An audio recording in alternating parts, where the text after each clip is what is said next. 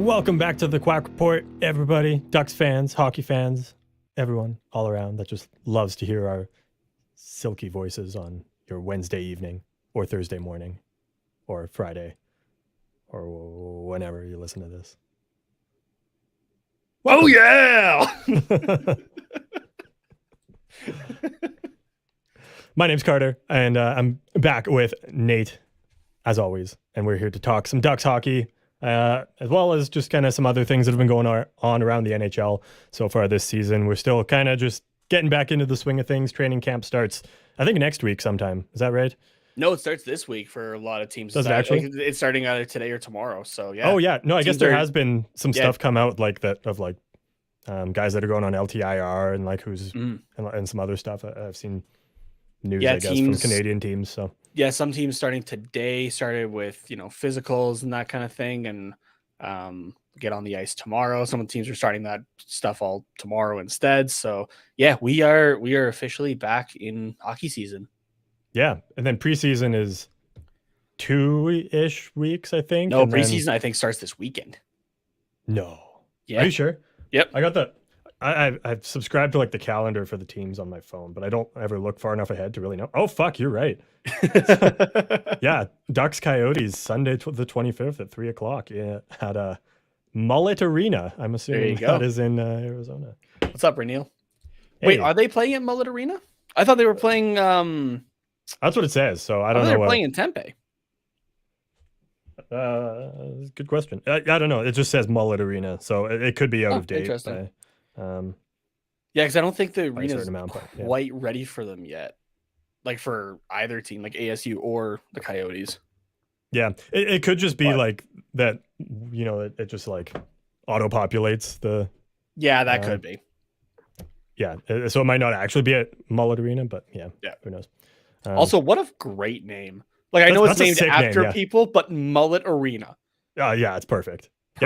Perfect. Yeah, I saw that and I was like, no way. Like they named it after like the hairstyle, and then I was like, oh no, it's spelled like slightly different, so it's probably. I still think for the Coyotes home opener though, they have to hand out like mullet wigs. Yeah, I think that'd be great. Yeah, I mean, if you got to play at a university stadium, it's like making you got to have light some of an fun odd with it, situation, right? Yeah, exactly.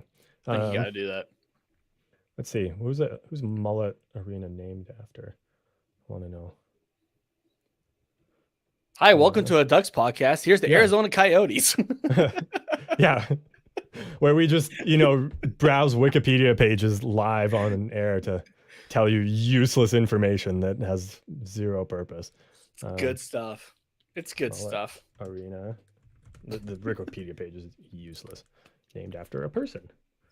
Donald and Barbara Mullet's commitment to ASU and Sun Devil athletics. There you go. That was they just renamed it in August, maybe. Yeah. No, I think it just was named. Like this is a brand new arena. I'm pretty sure. Oh, okay, gotcha. Yeah. No, just all the articles are from like August 23rd, saying that they that it just got its name. So cool. Mullet Arena. Interesting. Very, very interesting. Yeah. Anyways, welcome to the Ducks podcast. Speaking of mullets, how you doing, Carter? Oh, pretty good. My hair is actually, speaking because you brought up my hair, it's actually like ridiculously long. I need a haircut so bad. It's like disgusting. Oh fuck, I pulled that the wrong way. But I think you gotta do the long mohawk. Long mohawk? Yeah. It's here, I'll pull my headphones off so you can actually see it. It's like I don't, it would be a lot of hairspray. Look at this. That's insane. That would be a lot. If you're not watching, you have no idea what I'm doing. But I'm just pulling my hair up, and it's like it's about as long as Carter's forearm. Foot of hair. Let's just say that. What's up? Like it's as long as your forearm almost. Yeah. Like probably a good. Yeah, 12 inches, something like that. Yeah, I'd say. Yeah. So I don't know. I'm really bad at judging distances, so fair enough. I have no idea, but yeah. Anyways, welcome to the Ducks part of the podcast now. You can tell it's still off season. Like we're not quite there. It's getting better, but we're not quite there. Yeah, we will be talking about the training camp roster that just got released today for the Ducks, as well as some observations from the rookie face-off tournament. I didn't watch any of it. I don't know if you had a chance to tune into any of No, I it, Nate, didn't. but Unfortunately. I mean, it's not one of those things that a lot of people really watch. Like, unless you get paid to watch it, you're probably not really going to. So I've just kind of browsed some articles just to kind of get a feel for how some of the Ducks guys did, but they don't like publish stats or anything like that. So there's not going to be a lot there. We'll talk some retirements and some signings and stuff from the NHL, some of the bigger name ones. Quiz for Carter. Oh boy. Yeah, it's really, really short. I just want to see if you can even do it. It says mwahaha, which means it's probably impossible, but not impossible. I wouldn't say impossible. Okay. Yeah, and then we got a fun game for What's Quacking today because we don't really have time to do the game kind of stuff during the season, but we've got something lined up here. Before we get into all of the stuff that we have on the slate today, just want to thank everyone for listening. And if you like what you hear, be sure to hit that thumbs up button if you're on YouTube, or the subscribe button if you really, really like us and you want us to like you as well. A 5-star review on I'm not Apple going to like you Podcasts. otherwise. Yeah. We'll just like you a little bit less, Just, yeah. A 5-star review on Apple Podcasts really helps to just boost us in the algorithm so that more people can find the show and we can make a bigger and better community here on the Quack Report, as well as the Hockey Podcast Network just as a whole. And also, we're trying to be bigger and better than ever for season 4. So down in the description, we've got a link to a Google form that we just want you guys to fill out, give us some feedback, what you like, what you don't like, so that we can really just go strong for season 4, I guess. Yeah. I don't know. Yeah, I really need to write something down because I I don't know how to sell things. I'm not the marketing Gotta guy. give yourself your own script. Yeah, for that kind of stuff, I really do. But and if you're new here as well, and you're just like, we're browsing YouTube, and you're like, oh, what's this? These guys look funny. We are. Fun fact. We live stream. We do 7 look p.m. funny, Pacific. Yes, we live stream 7 p.m. Pacific right here on YouTube, The Quack Report, as well as on our Twitter and Twitch channel and the Hockey Podcast Network's Facebook page, if you still use that. Like, if you're like my parents' age, then maybe you use Facebook. I don't know. Yeah. I don't know. Facebook's like something I've started to use less. Twitter's my go-to, personally. It's like Twitter, TikTok, Reddit, then Instagram and Facebook. Facebook's honestly more for like marketplace at this point, or Messenger. Yeah, that's really all I use it for. Like, I would probably get rid of it if I didn't like message certain people on there. Or, like, and I use promote the Marketplace, show a little bit on there. Yeah, So that's true. But also, it helps me to keep up to date on like what my family's doing that I see like once every 2 years. So yeah, exactly. It's good that way. But yeah, that's where we live stream our episodes, and then once the season starts, we'll record some episodes on Sundays as well. That'll come out Mondays. So you'll get double the Quack Report and double the fun during the Ducks hockey season there. So it'll be a good time. Yeah. Okay. I think I hit everything. Yeah, that's it. That's all we got to tell you. Now we can get into the meat of the episode. I guess we didn't talk about ourselves. How are you doing, Nate? What's new? I'm doing all right. Went up to Calgary this weekend, visited my grandparents. Nice. Yeah. So they're about to head off to Australia for a month and a half. Oh, wow. So, yeah, they're going to go camping. My aunt and uncle live down there. Yeah, I was going to ask if they were still down there, if they'd moved somewhere else. Well, technically they're in Tasmania. So, which is like just off of like the mainland Australia. Okay. And so yeah, they're going to go hang out with them for a little while. And then I think they're doing a cruise that I can't remember if they're going to New Zealand or not, but yeah, they're kind of doing like a cruise thing as well, and just gonna have a good time. So, but yeah, a month and a half. I mean, I get it. You're flying for what's that, like almost like 20 hours or something like that, or something ridiculous. Probably, yeah. And I think they were talking about like they don't have a direct flight. Like for them, it's like Calgary to Vancouver to Sydney to Melbourne. I think is what they're doing. Sense. So, most of those flights only go to Vancouver or come out of Vancouver. So yeah. So, but then like even in Australia, they have to like swap flights. So yeah, I totally get it. If you're flying for that long, take a bunch of time and hang out. Yeah. So absolutely. Holy shit. Yeah. Okay, I just looked up on Google like a flight to Australia. Although this is from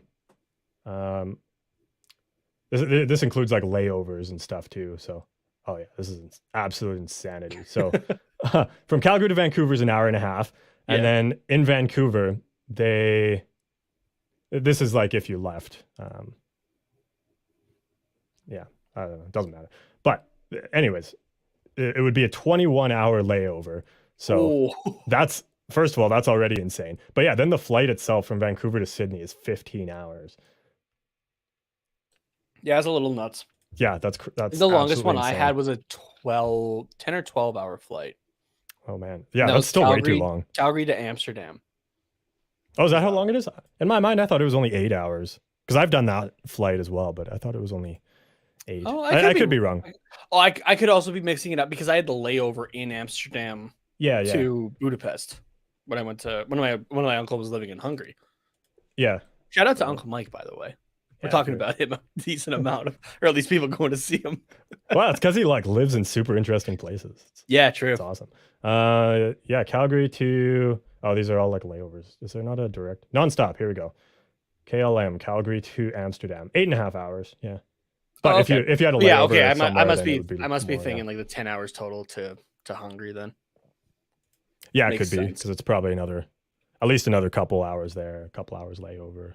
You might have stopped in Toronto too. Like who knows? Yeah. No, I didn't. You didn't? No. No, Oh, okay. we just did straight Calgary to Amsterdam. So Gotcha. Okay. Yeah, but cool. It's yeah. So yeah, got to exciting, hang out. Got to hang out with them for a little bit, and they were also babysitting my little cousins. It's a very big family, and like there's quite the. I'm kind of like the odd, yes, not like we the know middle child, you're like the but black like sheep, the yeah, odd one kind out, of, the one that looks kind of adopted. Yeah. kind of. Where it's like I think there's like a 15 or 20-year age gap between like myself and my next oldest cousin. Mhm. And then there's a 15-year age gap between myself and my next cousin. Like Oh yeah. on my mom's side of the family. On my dad's side of the family, we're a lot closer. Like I think the Yeah. youngest one is like 21 now, kind of thing. Mhm. So like it's a lot closer there. But yeah, my mom's side, like I'm kind of like that weird kind of middle thing where it's like my oldest cousins are like it's their kids that are right. Like Yeah. it's kind of odd. So Yeah. Yeah. I know what you mean. It gets like super weird especially when you get into like second cousins and stuff. It's just like yeah. it's so messy, and like you're like technically the same age as someone who's like technically your like second uncle or great Yeah, uncle or it whatever, is kind of and odd. it's just like yeah, it's weird, but Yeah. um So yeah, very cool, very cool. yeah. So when we the one cool thing that we did though was we checked out the I think it's the Canadian Military Museum in Calgary there. Oh, okay. I've drove past it like quite a few times, but I never had a chance to go to it. So, we got there and my grandpa's like, "Hey, like your little cousins we're about to go to like look at the museum. Do you want to come take a look?" Mhm. And I was like, "Yeah, sure, let's go." And yeah, my grandpa and I are, the more adults, I guess, right? The oldest one out of the four of them that we took. Like Mhm. all my little cousins were between the ages of 10 and 6. Oh yeah. So, like they're kind of looking, but they're also just kind of going through it. They want to right? go and just like press the buttons that like Yeah, talk pretty about much. the exhibit. They don't want to listen to it. They just want to like press the buttons. Yeah. Pretty much. Whereas Yeah. like my grandpa and I are kind of like stopping and looking at things and whatnot. So, Mhm. every now and then you had the youngest one go, like, "Come on, guys, hurry up." And it's like, okay, we're just taking a second here. Yes, it's not a race to see who Yeah. can get to the end of the museum first. But Yeah. I know my grandpa had said though that like he had been there a few times. So like he just kind of let me like take my time at least with it and that sort of thing. And the one especially, he was just like, "I've been in this part of it like so many times, but like you need to go take a look at it." I was like, "All right, sounds good." And it was the aviation exhibit. And so there was a massive thing in it with World War II and the Lancasters. If you don't know what a Lancaster is, that was the bomber planes in World War II that the Canadians flew. And my great grandfather, so my grandpa's dad, flew in those in World War II, and he was the bomber, so he sat in the very front of those planes. Mhm. And he did make it out of the war and everything like that. His ship did get shot down, and he was fortunately able to jump because in his position, those are normally the first to go, Hmm. actually. So they didn't give them parachutes from what I can recall, at least. Hmm. And so when his ship got shot down, he had to jump out of it into bushes. It was then caught by German forces. He was a prisoner of war and was part of the Great Escape, actually. And so then, like, it kind of got into a point as well in the aviation thing where it started talking about that, right? And like those that were shot down and those that were captured and how many survived. And I think it was like out of those that escaped, only I think it was like 3 or 5 successfully escaped and evaded recapture. And then I think it was 73 were recaptured and 50 of them were killed for trying to attempt. Hmm. If I'm remembering those numbers correctly. So like my great grandfather, like I'm kind of like learning this in a museum, was like part of a very small number of people. And it was definitely something like seeing his name actually written on like this massive display of like, those that were captured and that sort of thing. So Hmm. Yeah. yeah, it was It's like definitely kind of cool, powerful. Yeah. really. Yeah. Not like cool and like oh, like no way, my grandpa like Yeah, no, suffered a I lot get in the it. war, Yeah. but like it's like it's cool that like you like have that ancestry, like, and Yeah, like that exactly. the So story too, like that that's what yeah. happened. No, So I was lucky to be able to meet him. I think he passed away when I was 7 or 8. oh yeah. Because I did like a project on him, I think in it was grade 2 or 3 when he was when he passed. And that was also I want to say like within like the last year, which with it was with a lot of World War II vets. None of them really talked about it, right? Like, and Hmm. PTSD wasn't a medical thing like Yeah. defined yet or anything like that. It was just shell shock, and but Hmm. yeah, like it sounds like a lot of these brave men and women didn't talk about their experiences. And if I remember correctly, it was like there was this family gathering, and um my stepdad Vance was talking to my great grandfather, and everyone kind of realized like, hey, he is talking about the war. And that was like, I think it was like a year and a half before he passed, kind of thing. So Hmm. and then he started to be a bit more open. Like I know there's a videotape that's like 2 hours of him like talking about his experiences and describing things on the plane and stuff like that. And Oh no way. yeah, so I was lucky enough to be able to meet him and that sort of thing. So it's not just like just hearing about him. Like I was able to meet him and that sort of thing. So Hmm. but yeah, to see his name and kind of like some of the stuff that he went through, or they had like a display that was like the bottom of the aircraft that like showed like the size of the bombs that they dropped and everything like that. It was insane. So and it was really cool to check out though. So Cool. but Yeah, yeah, that's so awesome. I'll have yeah, to that check was that kind out. of Yeah, because yeah, I've also never been there. So yeah. We'll have to yeah if we're up in Calgary, we'll have to go. So, but hmm. yeah, because there's a bunch more things that, like I said, like my little cousins were kind of running all over. There's a bunch more things that like I wish I could have had a couple more minutes with or that sort of thing. Yeah, So, but yeah, for sure. yeah, no, it was really cool. So, and it's a lot bigger than it looks as well. So, Mm-hmm. which is really neat. So, Yeah, but yeah, nice, cool. so yeah, that was my weekend. Yeah, it's very eventful. So that's Yeah, awesome. Yeah, I see we got Allie joining in the chat here. Hello, Allie, with a little duck emoji there. I Did love you it. guys catch the rookie games? We didn't get a chance to watch them, no, but we will be talking about them just based off of what we did see from them. And I've got a new viewer for the live stream, anyways, saying trade for Robertson. Oh yeah, because apparently he's going to miss the first few days of training camp. Yeah, I saw. yeah. But oh my god, it starts with a J. Jim Uh, Nill. no. The Oh, Robertson in Dallas. oh, Jason Robertson. Jason Robertson. Yeah, Why was I thinking like Jimmy or something? But yeah, he's still without a contract, so that's why he's not going to be at camp here for the first little bit. So, yeah. but I mean, So that guy's looking for money, and he deserves it. Yeah, rightfully so, right? Like you're yeah. looking at the guys that are around his age. Like Tim Stützle just signed for what, 8 million a year for the next 8 years, Something right? like Like that. Yeah, like and Tage Thompson got 7 point yeah, whatever million. exactly. Like, And Robertson put up well more than those guys did. So yeah, yeah. 9 something like definitely isn't out of the question. So Jim Hmm. Nill just is a little potentially cheap. Well, yeah, I saw a quote No. that said like because they have like $7 to $8 ish million of cap space, and Jim Nill was like, yeah, like I believe that's enough to sign Robertson, and I was like, are you sure? Like, Yeah. you have a Are you 21-year-old, a looking? 22-year-old who scored 40 fucking goals this last year. Like, Yeah. there's no way that's enough. On top of the Jake Ottinger thing, like that took forever as well. And it's like that Mhm. guy almost single-handedly won you a series versus Yeah, Calgary. Like, yeah, just ridiculous. So, but yeah. Stars only have 3 million in cap space. I think that's after Ottinger now. Oh, okay, gotcha. So I could be wrong on that one, but Yeah, that's just my assumption because I think it's it's around 5 million that Ottinger got. So, yeah.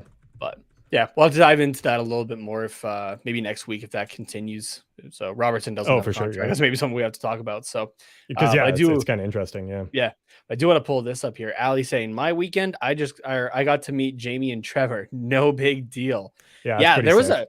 I was seeing the stuff on Twitter about like that meetup because the Ducks did a it's like a meet and greet with Trevor Zegras and Jamie Drysdale for their number change, Mhm. and they had like some kind of discount for like the new jerseys with their numbers and that kind of thing. So, Yeah. um, but yeah, I was seeing the video of like the lineup for that. That thing almost went fully around Honda Center, which is ridiculous Oh, and damn. but like Yeah. awesome ridiculous. So Yeah. but yeah, it was cool just seeing, like everybody that is from that area, that, like we interact with on Twitter and that kind of thing, just like posting their experiences. Hmm. Like one I remember was Savannah, I think, Oh, yeah. was she had done that painting of Zegras and Drysdale from their rookie year. I think it was after Drysdale's first goal. Mm-hmm. And Yeah, that's right. yeah, Zegras and Drysdale do have that, and she brought a print of it for them to sign. And Hmm. like, there's like she shared a video of them like saying like, "Oh, hey, like we have this at our house," kind of thing. So Oh, nice. That's yeah, cool.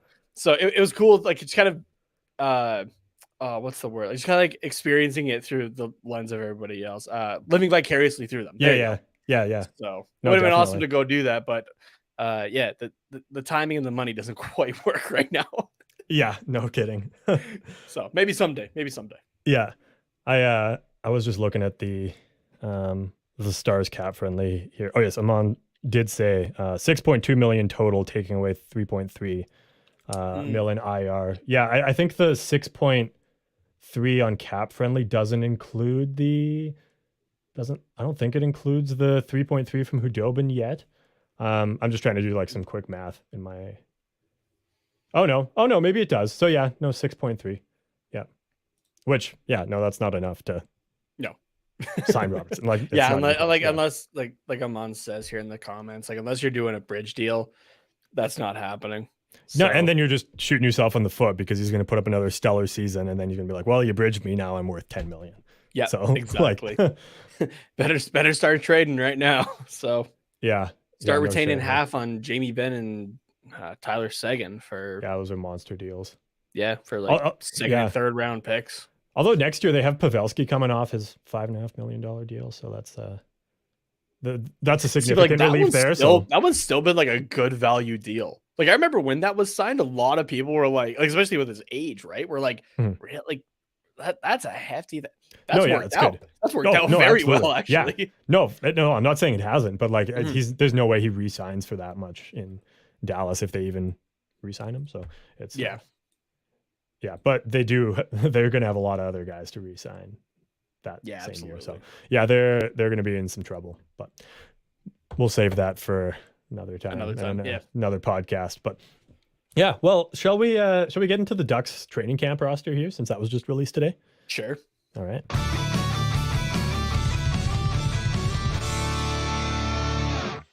So here I am, just throwing it into so that you can take a look at it as well. Yeah, I Um, took a look at it earlier today, but I obviously don't know it off the top of my head. Yeah. But I We'll mean, just we can simplify it here really quickly thanks to the San Diego Gulls and their press release today. mhm, The Ducks 2022 camp roster features 29 Anaheim draft selections, which that's really good, right? Like mhm, shows that we're continuing to develop our guys.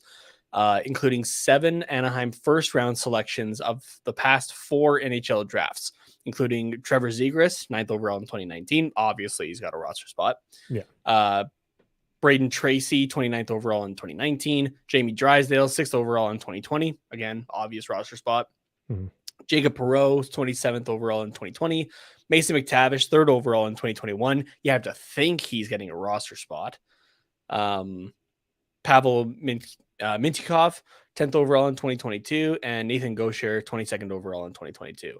The 64-man camp roster includes 34 forwards, 24 defensemen, and 6 goaltenders, 10 Anaheim first-round selections, and 17 first-round picks overall. Oh, damn. Like this is a hefty training camp roster this year. Yeah, no, there's a lot of potential here for this team to like be better than a lot of people think. Yeah. Depending on a lot of things, but mainly the trajectory of those 7 first round picks from the last 4 years that you brought up just a few minutes ago. Like those, if those guys start producing to the level that they should be for their age, like that's,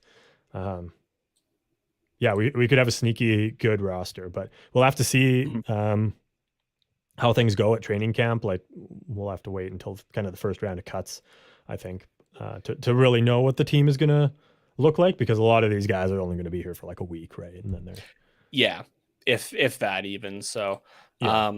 I was taking a look at like specific names and that kind of thing, just trying to see if there's anything that pops up. But it seems now I've only really looked, because these are the teams that I follow, obviously. I've really only looked at Calgary and Anaheim's rosters, right? Yeah. And I think Calgary did 62 players. Anaheim's doing... They have quite a few PTOs, the 64, right? Yeah, they do. From what I can remember, and somebody can correct me if I'm wrong, and this is kind of why I'm bringing this part up, though. Like, this feels like a lot of players to bring in. I think, like, if I remember correctly, it's normally around like 40, maybe 50 guys that you're bringing in. Yeah, I think it's normally around 50, but it kind of depends. Yeah. But so kind of what it leads me to believe for Anaheim is Pat Verbeek and, Dallas Eakins and the rest of the coaching staff really want to take a look at what they have here, right? Especially Pat Verbeek, who's, still newer to Anaheim, to the Ducks system, right? Like, no doubt he's been going through all these guys for the last few months that he's been the GM, but, he's like, he just wants to see what is possible here. Oh, absolutely. And see what's available within his own system first, right? So, like, yes, he did bring in some guys like Ryan Strome and that sort of thing this offseason, but you do have to fill out a couple spots in the NHL, but then there's still some spots that some guys may get slotted into. So, and that's also with there were injury reports put out today, as we kind of alluded to earlier. So I'm just going to throw these out here quick. Yeah. From the Anaheim Ducks Twitter account, center Sam Carrick had successful hip surgery in May to repair a torn labrum in his left hip. The expected recovery following surgery is generally 6 months. So we're looking about November, maybe pushing December for his return there. To be ready, yeah. Yeah. And defenseman John Moore remains injured following his acquisition from Boston back in February. And there's no timeline for that at the moment. So there are a couple spots that, especially this like center, right? Who could play fourth line center. Because you would think that Mason McTavish is coming in and he's playing second or third, right? It's like second or third line. I think, I feel like if he's playing second line, he's maybe playing on the wing for Strome. Yeah, so right? It's kind of my get thought, the experience at center, but also like you have the two options there. Yeah. Yeah. Which and we can dive into rosters a bit more like next week. Right. Just when we have a bit of a better idea of who's maybe sticking around, who's not, and that kind of thing. But you got to think that McTavish is going to be on the roster this year. It would not. Yeah, he would have to have a pretty rough camp, I think. Yeah. And I don't think, I mean, given his performance at the World Juniors, like, he's already kind of got a step ahead on a lot of these guys that didn't go to the World Juniors. Yeah. Because he's kind of gotten into game mode already.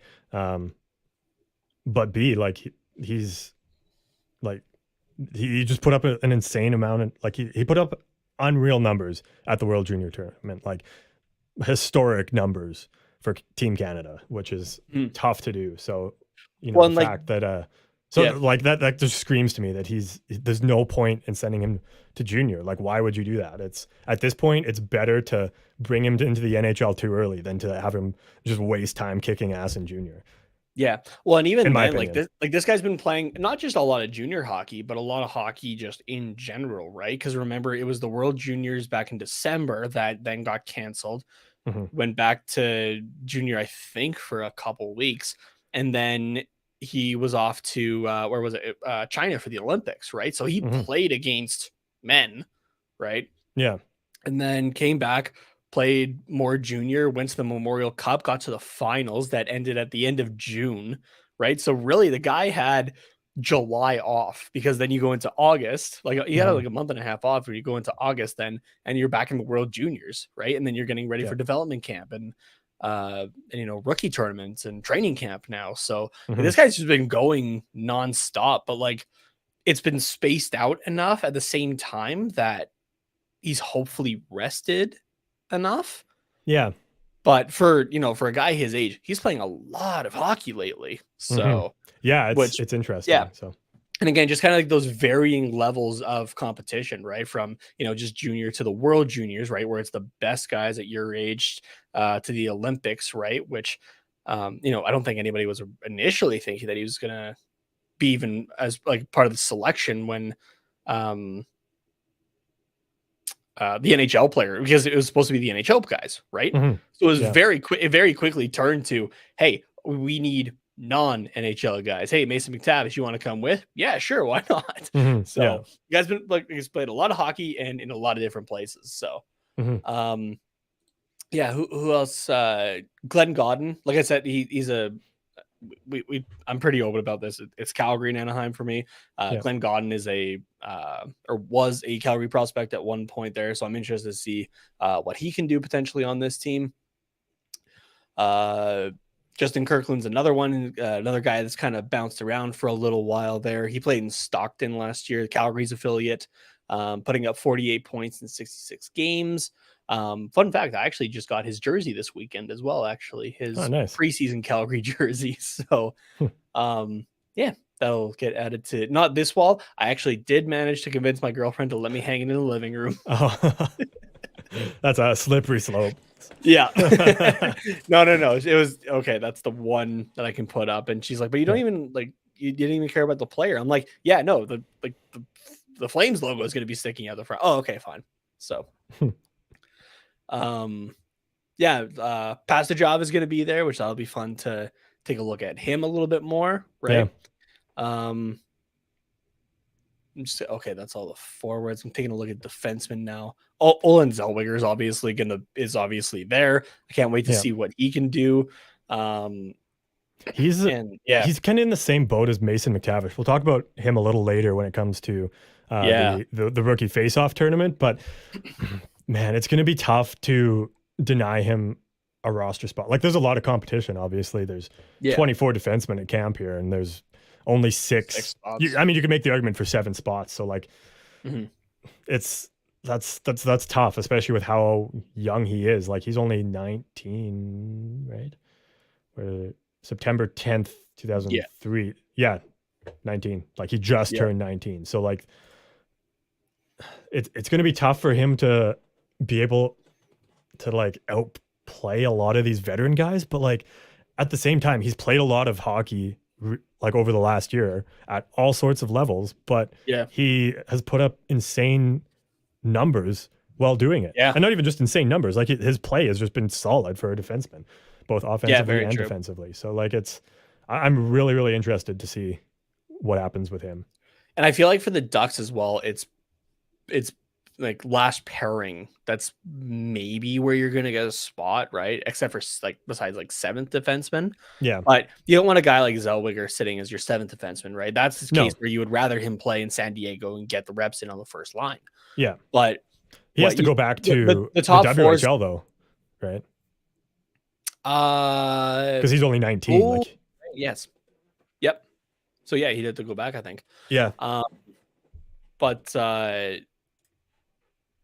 yeah, like your top 4 defensemen are going to be obviously Drysdale, Fowler, Klingberg, and who else am I missing there? Shattenkirk. Shattenkirk. Yeah, that's what I'm thinking of. Yeah. MacKinnon should be in there, right? If you want to make it 5. Yeah, I think so. And Like, I there's think kind he of played well enough spot last year, but that might be like where you get your spots. So yeah, throw in I mean, Zellweger in there and have, say a bottom pairing of Vakanainen and Shattenkirk. That's maybe putting a yeah, lot on Zellweger to be a second pairing defenseman already, but no, but like it's, I mean, if you're gonna learn, right? yeah, like I wouldn't even necessarily. Defense is weird because you have Yeah. first, second, and third pairing, but like it's if you're playing on the quote second pairing, like you still might only be getting third pairing minutes. Like he might primarily be playing with I don't know, Fowler or Klingberg, whoever takes that. Well, no, it'd probably be Fowler and Drysdale. So yeah, Klingberg in second Yeah. pairing minutes, but like it might be Fowler or sorry, Klingberg and Shattenkirk like might get minutes together as well, or Klingberg and Yeah. Vakanainen, right? So like Zellweger might kind of be subbed out for less minutes. Like he might only play 7 minutes a game, even though when he does play, he's second pairing, right? Yeah. And and again, like this is something we can talk about like as we're getting closer to the season, if he's still, at training camp and that sort of Mhm. thing. But like yeah, you have to balance as well. You can't just have like 2 offensive defensemen, right? Because that's a bit of a defensive liability, right? Mhm. So like that was just kind of like throwing out there that you might have like Klingberg. Oh my god, uh, I know it's harder to Zoidberg, say. You think? Klingberg, and Zellweger. I was trying to do both of them basically at the same time. Yeah, But like those are 2 offensive defensemen, right? So you're probably not going to have them together. I just kind of threw those names out there, yeah, but yeah. Of course, but yeah, like it'll be interesting mhm. to see for sure. So, Well, and one obviously the thing. goaltenders that I'm taking a look at, right? Like it's set in stone. Yeah, Unless something drastic happens, yeah. I John mean, you never Gibson and know, Anthony but Solars, right? yeah, But you're gonna have a bit of a start of a goalie battle here, I think, with Ollie Eriksson Ek, Lucas Dostal, and Gage Alexander. hmm So yeah. that'll Like be it's interesting to see what happens. So yeah, Dostal's 99.9 is going to be in the AHL. He's going to be your starter there, right? yeah. But Erickson X numbers, which mind you, San Diego did not do great either last year, but Erickson X numbers did not look great. It's kind of taking the team play into Mhm. consideration, but comparing Yeah, Erickson X to Dostals didn't look great. So yeah. Like it's the maybe same that team, so backup why is role it so in different? yeah, maybe Right. that backup role in the AHL is up for is up for contention there. So and Hmm. Alexander might be a guy that can take it. So it'll be Yeah, interesting yeah, to see exactly. for sure. Yeah. I am curious if, depending on how Lucas Dostal plays, if you start him in the NHL this season and just to see what he can do at the beginning of the season. Like it's not very common, I don't think, but like, do you carry 3 goalies Yeah, for the first couple weeks and just see what Dostal can do? I don't. Oh, Because I mean, I'd have to look at if he was waiver eligible or yeah, not. that's what I'm wondering here I'm not as 100% well. sure on what the rules are. But at the same time, I don't know if you want to do it right at the start of the season, just because you're trying to get a good footing, right? And give Hmm. yourself like yes, it's an 82 game season, but Yeah, you can definitely like win a season or lose a season in the first 2 months, yeah, right? no, Month that's and a true. half. Yeah, So, and yeah. when I say you can lose a season, you can also have the flip side, right? Of think of what was it, Buffalo, like won their first 10 straight or something like that, and then Hmm. ended up like second last in the league at the end of the year. So, Yeah, but like that does have a lot of like those first few games do have a lot of importance of it's still figuring out maybe line combinations, but just you're getting the flow going and that sort of thing. And those first few points, because a lot of those games typically are against division rivals to start the season, right? That that's gets you a true. leg up right away. Yeah, So if you're having your first few games, I'm just taking a look here at the Ducks schedule. Yeah, here if we take a look at their first 10 games. Let's see when the regular season starts here. I believe it's October 12th is the first regular season game against the Seattle Kraken. Yeah. So there's a division rival. Yeah. And then you go and play. Then you have Tampa and Toronto coming through town already, and Florida. Jeez. Okay, so 1, 2, 3, 4, 5, 6, 7. Oh, load more. 8, 9, 10. Fun fact, actually.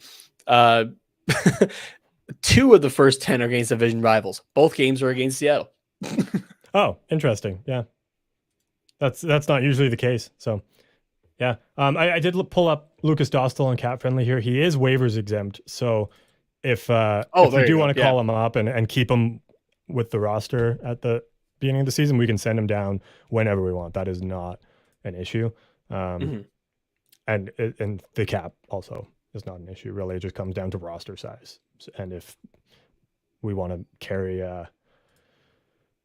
how many defensemen we want to carry as well, because depending on Zellweger, we could want to carry 7 or 8 defensemen as well and kind of rotate them around like that. That's a little more common than carrying 3 goalies, I would say. But where did this list go here? Yeah, so it's interesting. Like, obviously you can kind of pick out who's not gonna be making the roster to start the season, but there's definitely some interesting names that you think, you know what, they could make a name for themselves and earn a spot in the bottom 6 and work their way up the lineup, or even just kind of travel with the team to practice and maybe get some games in as like 13th or 14th forwards or 8th defenseman or whatever.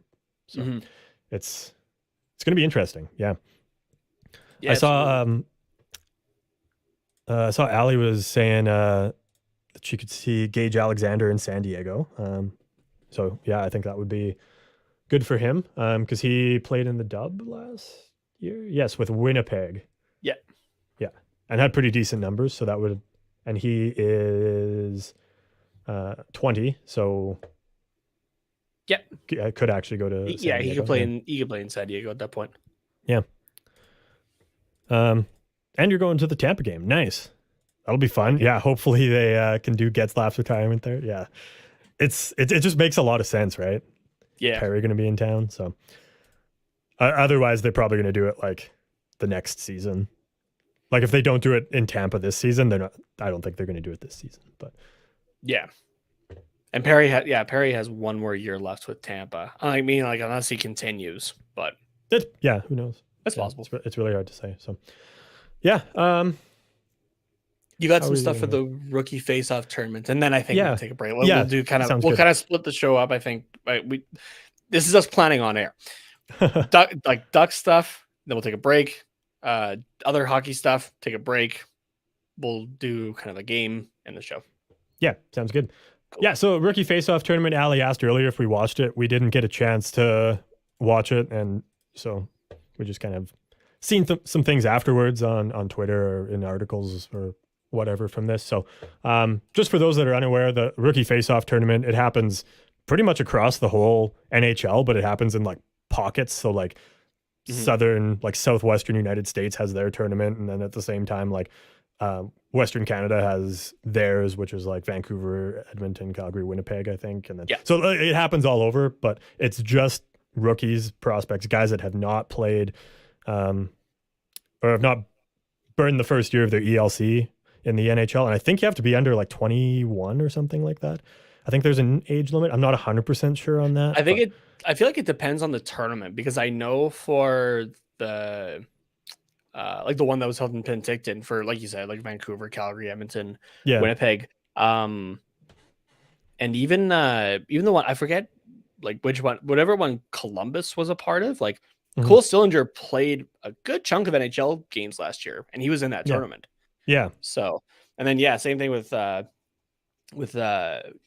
Western Canada tournament was, you still had guys who have played NHL games. They were playing at the tournaments. So so you're right. It does kind of depend. I think it kind of depends on the tournament. Yeah. Yeah. And it's pretty informal. Like you can't even find stats from this tournament. It's really just like pre-training camp, like preseason, pre-training camp season. That's what I'm trying to say. So Yeah. it's so yeah, and it's really just to see what rookies you kind of want to invite to your camp. I think is kind of the idea behind it. I'm not really sure, but yeah. So there's not a ton out there. We didn't watch it, but from what I found, Eric Stevens' article from The Athletic that has 10 observations for the Ducks from that tournament kind of seems to be the best summary and just kind of compiles the general feelings, I guess, from everything else from what everyone else has said about the tournament. So kind of the takeaways here was that Zellweger was amazing. He had a phenomenal tournament, and that's really no surprise to anyone that's watched him play at any level so far this season. Braden Tracy and Pavel Mintyukov had good tournaments as well. Braden Tracy, a 2019 draft pick. Am I remembering that correctly? Mintyukov? Braden Tracy. Oh, Braden Tracy. Yes, 2019 first round pick. Yeah, and Mintyukov was this last year. He was our first round pick, was he not? One of our first round picks. Yeah, I think so. My God, I'm trying to remember all this now. I know it's I get them mixed up all the time. Where's Mintyukov on here? Oh no, yeah, he was our 10th overall pick. Yeah, so he was our early first this year. And yeah, apparently they had really good tournaments as well. Tracy being a forward, Mintyukov a defenseman. What else here? Warren, what's his first name? This is why I should have wrote it down. But he's a defenseman. Noah Warren. Yeah. Yeah. Lived up to what Shane had mentioned, if you remember back to that episode when we had Shane on after the draft, where he said Noah Warren is going to be just a monster, like basically Josh Manson in a few years. 6'5", 225. Yeah. Is what this article has him listed at. That's I was listening to 32 Thoughts today. I'm pretty sure they said that's what Chara was too. Like his age or no? No. Like now, that's what Chara is. Oh no. Chara's, oh God, what was it? Chara's like 6'9", 250 something. Oh yeah, here it is, 6'9", 250. Yeah. So, but I mean, like at that point, like what's the difference? You're still getting absolutely fucking steamrolled. So like exactly. But yeah, he was just like a monster on the what ice. About like 225 plus looks like slamming into somebody. You can go watch the ad on our Twitter page of me hitting Carl. So yeah, because I'm about like the 230, 235 right now. So yeah, and I'm probably about the weight and height of everybody else that was in this tournament as well. So yeah, you get thrown around a little bit. So, I got the weight, but not the height by any means. So. Yeah. Jesus Christ, Noah Warren's almost a foot taller than me, like 10 inches. Yeah, that's insane, man. Drew Hellison apparently started kind of shaky. Another defenseman. I think he was another second round pick from this year because he's the one that played with Noah Warren, right? He's 21. He's been around for a bit. Oh, has he? Okay. Yeah. Who am I thinking of then? I don't know. It doesn't matter. I'll figure it out eventually. But yeah, apparently he was just kind of okay. Perreault, Jacob Perreault was dangerous on the power play, especially getting saucy feeds from Mason McTavish, but just needs to improve at 5-on-5, which kind of worries me because I think Perreault has a lot of potential to be an NHL player, but we need guys that can produce at 5-on-5 because our 5-on-5 is dog shit. Yeah, but the thing is for me, though, is a lot of junior guys will, have a bit of a specialty, and it's time in the AHL, or if they're that good, the NHL right away. They start to develop a bit more of, like, yes, they obviously work on that specialty a little bit more, but they get a little bit more of a rounder game. Some guys more than others. If you really get it, you start getting nominated for Selkies, which awesome. So, but some guys are, purely the offense. Think of Sonny Milano, right? That guy is purely offensive and transition, which is fantastic, but his defensive numbers aren't as great. By the way, Sonny Milano, a PTO in Calgary.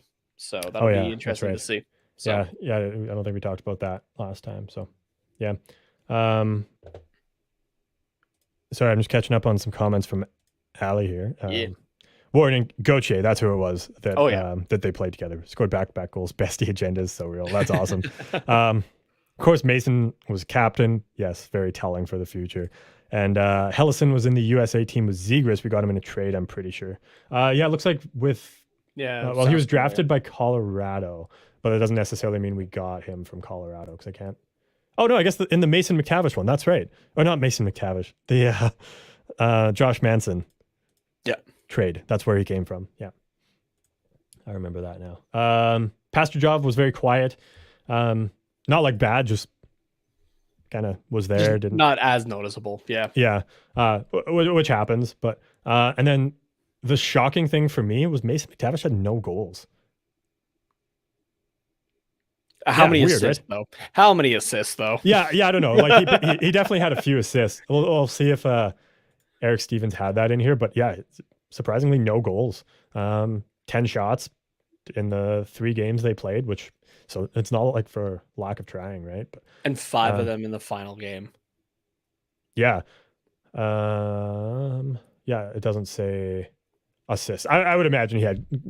quite a few though. Yeah. Just reading this quick though, it looks like he was playing a little bit more like our good buddy Ryan Getzlaff, right? Where he's looking just for the opportunities to score, not just like him to score, just the team to score, right? So if there's a chance that's better than what he has, he's obviously dishing the puck. So yeah, it could be a conscious decision. Yeah, it could have been a conscious decision as well, like where he was like during this tournament, he's like, I want to show everybody that I can pass as well as shoot. Like everyone knows I can shoot the puck. I mean, we saw that like last year in the 9 games he had with the Ducks. Dude had a fucking wicked shot, right? 2 goals, right? In I think so, games, yeah. Which isn't bad for an 18-year-old. So. No, but they were nice shots. Like I vividly remember them. It was awesome. So he might be willing to, or he might be trying to go into this season like, hey, look I can set these guys up for opportunities. Yeah. Just as well as I can shoot the puck. Like I'm dangerous. So it could be kind of conscious there, but I mean, 10 shots and no goals also kind of says like,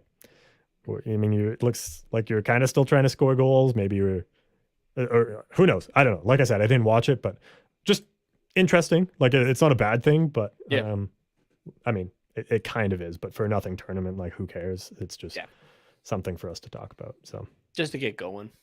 Yeah. So yeah, that's kind of the rookie face-off tournament there.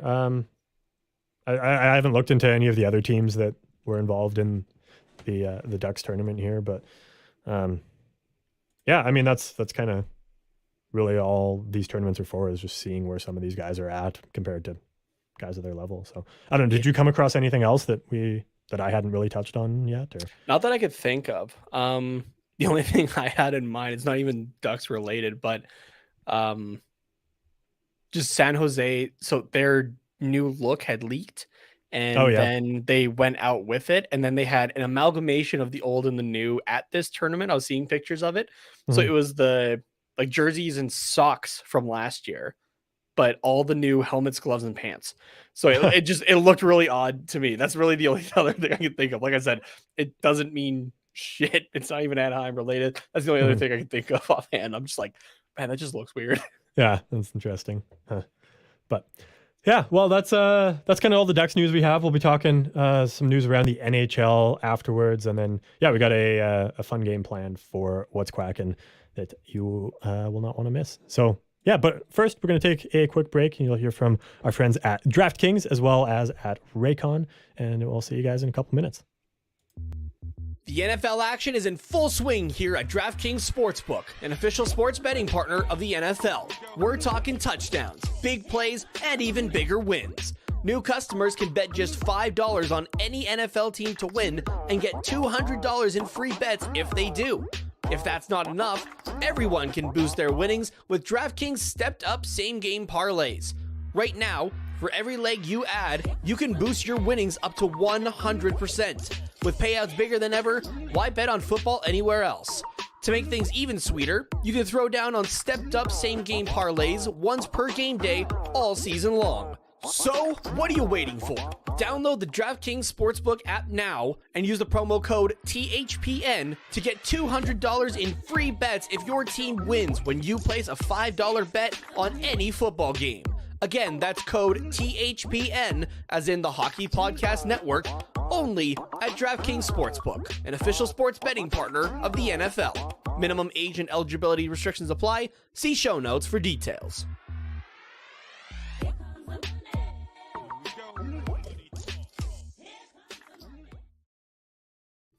Lately, I've been listening to a lot of Jimmy Eat World's Sweetness to get me back into the Ducks season spirit, and it's been great. One of those reasons it's been so great to listen to, it's because of my Raycon wireless earbuds.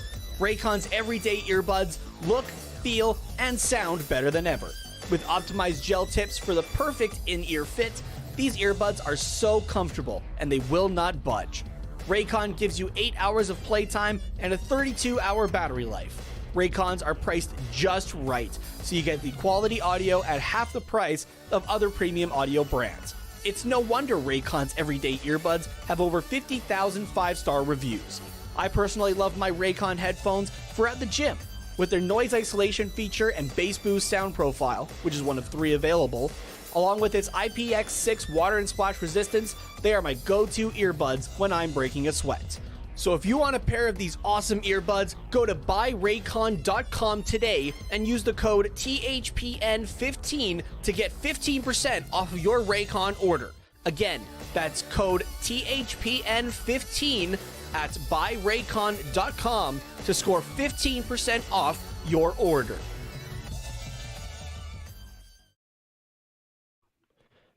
All right, we're back. I was just looking ahead in the outline, and I was confused about one of the players, and I was like, "Are you sure they played there? Like that doesn't seem right." But apparently they did. I'll let you know when we get to it. But Okay, I was like, "Who are you talking about here?" Yeah, no, it's I just wasn't using my full brain. I don't think so. But yeah, we'll get into some of the big retirements that were announced on Monday morning. Some of them not quite so surprising. One of them I was actually kind of surprised by, but so maybe we'll start with that one. PK Subban. Yeah. That was like obviously he hadn't signed a contract yet, so it kind of makes sense. But I didn't think that he would just call it quits at that point.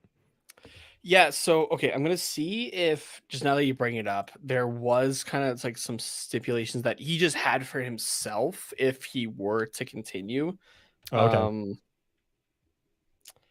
I forget even like who had put that out there. I think it was basically along the lines of though it was either a reunion with Montreal or a shot at a cup with Toronto, which like he's from Toronto, so makes sense, right? Mm-hmm. Want to try with the reading hometown that, team, or reunion in Montreal where you started your career, and the people that booted you out in the first place are no longer there anyway. Yeah. But it sounds like when those I forget who put that out, so I apologize. Yeah, it sounds like when those two things were kind of a for sure not going to happen, then he's like, okay, which you know what, I totally understand, and like all the power to him. The guy has been through a lot physically, right? Like everybody remembers, which is how he was. He was a very physical defenseman, right? And he put his body through a lot, back injuries and that kind of thing, and it definitely takes its toll. So you take a look and you're like, man, he was only 33, but the miles that dude put on his body in the 834 games that he played, right? Like that's still a good amount of still a lot of hockey. Yeah. That's not even including playoff games, right? That's just regular season games. And the league is going to miss a guy like PK Subban. I really hope it sounds like he does. I forget what it is. But he does have some kind of like podcast or something that's going to be happening. So I'm excited to see what he does there. Yeah, but I heard it's kind of like it's going to be more like a TV show kind of thing.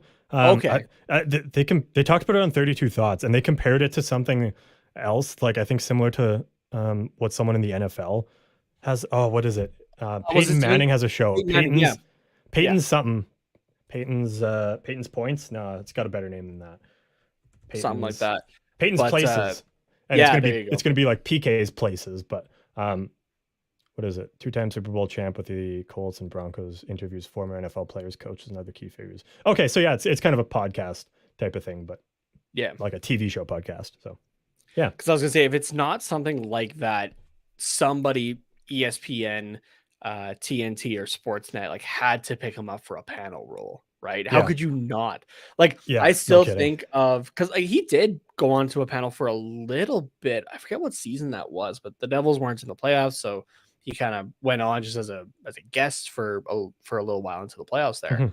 Mhm. Um, Might have been 2 seasons ago, like not this last yeah, one, I but the one think so. before, I think. Yeah. But the thing that I think back to, and I think this is like more of a, it was more of a joke thing, right? Where PK got a suit very similar to a Don Cherry, and he's even just like just pretending to be Don Cherry and how he talks and stuff like Yeah. that, just nailing it, right? But like, that's the type of charisma that the NHL is really going to miss, right? The type of personality, but that entertainment around the sport is going to love right away, Oh, right? absolutely. Yeah. So I wouldn't be surprised if he did this show and also had a panel role, because they were yeah. saying that even if he did sign a contract in the NHL, they were still going to do this show. It would just like kind of be a little bit more delayed Mhm. than originally planned. But now that they're not, they can kind of ramp up production on it. So Yeah, potentially, depending on if don't get me he's on a wrong. panel. But, I would love to have him on Sportsnet being a Canadian viewer and oh stuff yeah. like that. It'd be fantastic. I can understand why he'd go to ESPN or TNT though, because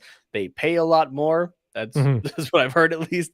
Yeah. And but yeah, I think it'd be so much fun to have him on Sportsnet, and like, especially because like that's like that panel specifically has gotten a little bit more lively over the last couple of years, right? It's a Since lot less, BXA. yeah, since BXA, and just yeah, like Mhm. a lot less suit and tie and a bit Mhm. more like it's still business like, well, if oh my god, even just the attire, right? Mhm. But it's a little more relaxed in a way, right? Like Elliot Yeah. Friedman's wearing turtlenecks on TV and stuff like that. Yeah, like it's But like you more said, of like an Kevin entertainment Bieksa thing and yeah, than like a news broadcast. like Like, they're still having great discussion, but it's not mhm. this is hockey and this and this is that. It's like they're Yeah. like kind of telling stories and giving the relation to it, but having fun at the same time, right? And actually having good discussion as well, right? And I Mhm. won't go as far to say as like maybe arguments, but even like heated discussion will go with, right? Like I forget Mhm. what exactly it was about, but was it Carolyn Cameron, I think, in BXA kind of like went like a good back and forth at one point. So Mhm. Yeah. Well, you know, I remember I've from been the able to Battle of see, Alberta yeah, too, this like in the playoffs, they had a very heated discussion on the that's what it was. Blake Coleman kicking motion Yeah. I think thing. that's what And it was actually. Yeah. yeah, because that game ended up going to overtime. So they had that to talk about during Yeah. like that was all they had to talk about, because that they didn't have anything else planned. And the whole intermission was them basically yelling at each other like, "No, you're fucking wrong. In the most I was a respectful player." way. Yeah. In the most respectful way, they were yelling at each other. Yeah. Yeah, exactly. So, Jesus, sorry, I just hit my desk and just absolutely ruined my camera angle. But But yeah, no, yeah, it's interesting. what Ali brings up here, I loved when they had Charles Barkley on. Mhm. You look at the broadcast for like the NBA, right? Where they have these guys like Charles Barkley or Shaquille O'Neal, right? Like those guys are still able to talk about the game because obviously they know the game, right? They're some of the greats, Yeah. but they're able to have fun with each other at the same time, right? And it makes the intermission viewing enjoyable, right? Like I remember Mhm. even like as a Canadian, like growing up, like yeah, I was younger than that kind of thing, but you know, when I was younger, at least it was okay. You want to watch Don Cherry, and that was kind of it. But as and it was like right around the time that Don got fired as well, was kind of when everything, especially with the pandemic, right? Mhm. Yeah. Pandemic kind of changed how everybody kind of does things to a point.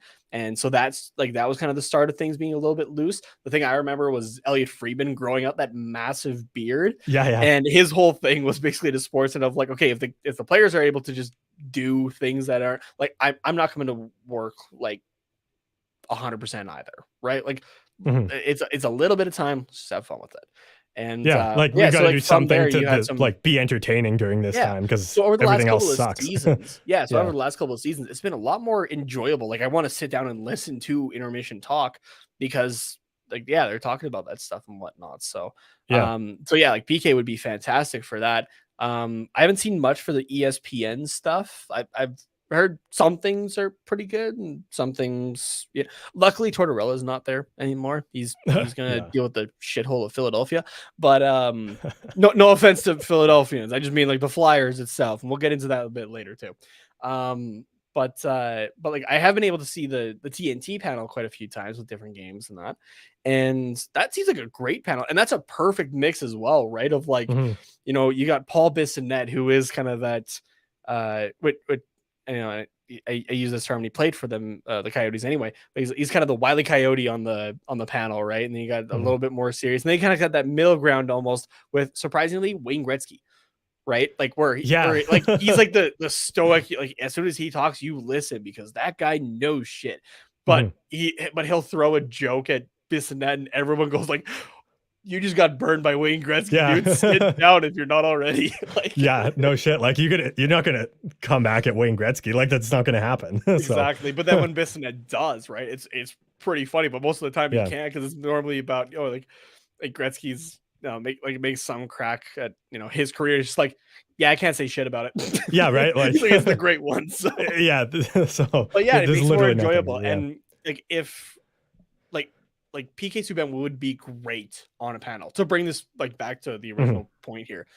PK would be great on a panel, but he still needs to be out there somewhere. I think the hockey world's not ready to. The hockey world needs PK Subban in some form or another. Oh, absolutely. And if that's not on the ice, it has to be in front of a camera, I think, or a microphone.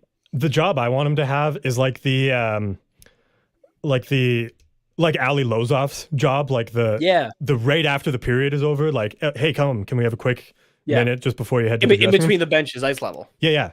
Or like just in the hallway or like wherever it happens to be. I want him to have that job because especially because he's just like so like he's just out of the NHL, so he knows basically everybody in the NHL to some degree. I want him to have a job like that where he's just like barking at guys to like, hey, come here for an interview, and no one's gonna say no because it's PK Subban. And like there could be a lot of fun in those interviews, I think, because they're just so quick and you don't have and they're so informal anyways. Like he could just ask like stupid questions, or like if someone makes like kind of a dumb play, like I could see him like just harping on them about that, for example. And like PK Subban getting interviewed, or PK Subban interviewing Trevor Zegras like post first period after Zegras like pulls off a Michigan or something like that. Like, could you imagine how good that would be? The charisma there of the two of them would make your televisions explode, people. Yeah, or even like a guy who's normally very serious. Like could you imagine PK Subban trying to make like Sidney Crosby try and crack up in the second intermission of a game when the Penguins are losing like 5-0 to the Lightning or some shit? Like, this might go down a completely different conversation here, but like, I feel like Sidney Crosby, like game time, he's serious and that kind of thing. Yeah. Sidney Crosby, 100%, like from like listening to interviews from like the last say 5 years or that kind of thing, is definitely a guy that I would want to sit down and have a beer with and just hang out. Because like he does crack it. If you haven't listened to his chat on 32 Thoughts yet during the Players Tour, definitely go take a listen to it. Because he's kind of, it's almost the same, like not quite obviously, but almost kind of the same thing. Like I was talking about Wayne Gretzky, where like there is that kind of that wisdom to it, but at the same time, right? Like he is just he's a lot more loose. Yeah. Compared to, it was kind of like the last 2 minutes where he started to lighten up a little bit, I think, but I actually struggled to listen to Connor McDavid for like the 12 or 15 minutes that they had him on. I still listened to it because I still wanted to, but it was very just dry and that kind of thing, right? Like when you think of a hockey player and no personality is kind of Connor McDavid to a point, I feel like. And but he started to lighten up like 2 minutes left in the interview, and I was like, okay, like I wanted this for the rest of the thing, right? Yeah, right. I definitely share the same sentiment. I do think we'll get back to PK eventually. Yeah. But I mean, it's still kind of related to him, but I think a lot of get PK to interview McDavid. I want to see that. Yes. Yeah, there we go. But like with Crosby, like he's kind of already done it all already. Like if the dude decided tomorrow he was going to retire from the NHL, like he really has nothing else left to do. Like he's won scoring titles, he's won Hart trophies, he's won Stanley Cups. Like the dude's already medals. The dude's already like established himself as a Hall of Famer. Like there's literally nothing, and his numbers going up to the rafters. Like at this point, he's just playing because he wants to, right? Yeah. I was in the Triple Gold Club before he was 25 or 26. Yeah, exactly. That is ridiculous. Like that is a very select number of people. that have played the sport of hockey, and he did that before he was 25. I think. And I could be wrong on that, but like it was very early. Yeah, and then Nathan MacKinnon's interview with 32 Thoughts, it was the same sort of thing as you just described with Sidney Crosby. It was loose, it was fun, they were cracking jokes, and he was like telling stories about like the off season and like kind of some of the other things that went on like last season. But like normally he's like the same as McDavid. He's Captain Serious. He comes in, he answers the questions just like this, monotone, straight face, and then he's done. See ya, well, I remember, like he actually had fun. So I think there's a difference. Like once you win the Stanley Cup in the NHL, you're like, okay, this is all I wanted. Now I'm just here to have fun. So McDavid's at the point where he's like, I'm in win now mode. I'm always in win now mode. If it's not about winning, I'm not talking about it. Like, unless you're under the age of 25, because both the Hughes brothers interviews were fantastic. They were fun. Quinn, those were great. Barzal's was awesome. Like, Barzal's was good. And I guess what year was he? Was he the 2015 draft as well? Barzal? No, 2014. He's around 2014. He might have been 2014. But yeah, he was a good listen to. And there was somebody else that I was thinking of, but I can't remember it offhand. Like those guys especially, like, and under 25, like they're really showing just who they are, and it's fantastic, right? It makes the sport more enjoyable, and that's why you have Trevor Zegras on the cover of NHL, right? That's why you've had. He was like 3 years removed from, or I guess like a year removed from an all-star game, but that's why you had PK on the cover of an NHL game, right? Like just those guys that draw people in that maybe aren't the superstars, I guess. And I know a bunch of people were pissed off that Zegras still got invited to the all-star skills last year. You know what? Too fucking bad. All right. If you want the sport to grow, you got to have some fun with it. Yeah. Right. That's why the NBA is successful, is because they're allowed to show off their personality and that sort of thing. Right. And and even a thing with that is, like the pregame outfits, right? With a lot of NHL guys. Yeah. It's a suit. It's going to be some variation of a suit, right? Yeah. You might have Milan Lucic walk in every now and then with a cowboy hat on to spice it up a little bit, but that's hockey. Right. Whereas for basketball, especially, right? It's okay. It's almost, it's not a runway, but it almost is, right? Of like, okay, like what are they wearing, or like what kind of wacky thing are they doing this week, or something like that, right? And another sport that kind of has picked that up a little bit as well is field lacrosse with the PLL. You got guys that are doing different things and whatnot. The championship was just this weekend. Unfortunately, my Chaos lost the championship, but the head coach, Andy Towers, because the game was being played in Philadelphia, walked in wearing a Flyers jersey. And I'm like, that's awesome. So Andy Towers is still a guy that I said, like, if I ever got a chance to meet him and he told me to run through a brick wall, I would not second guess it. I would go do it. That's the type of coach that I love to play for, is that kind of guy. So, and even like the NFL, right? Like guys showing off their personalities and that sort of thing, right? Like that's what puts those sports ahead of hockey right now. And the NHL is finally starting to do it a little bit, there. Right? Yeah. And these, under 25, right? I'm able to say kids because I'm 25, but like they're changing things, and it's awesome. So. Yeah, for sure. Our fact checker Ali here says Barzal was 2015 as well. Same year as Troy Terry.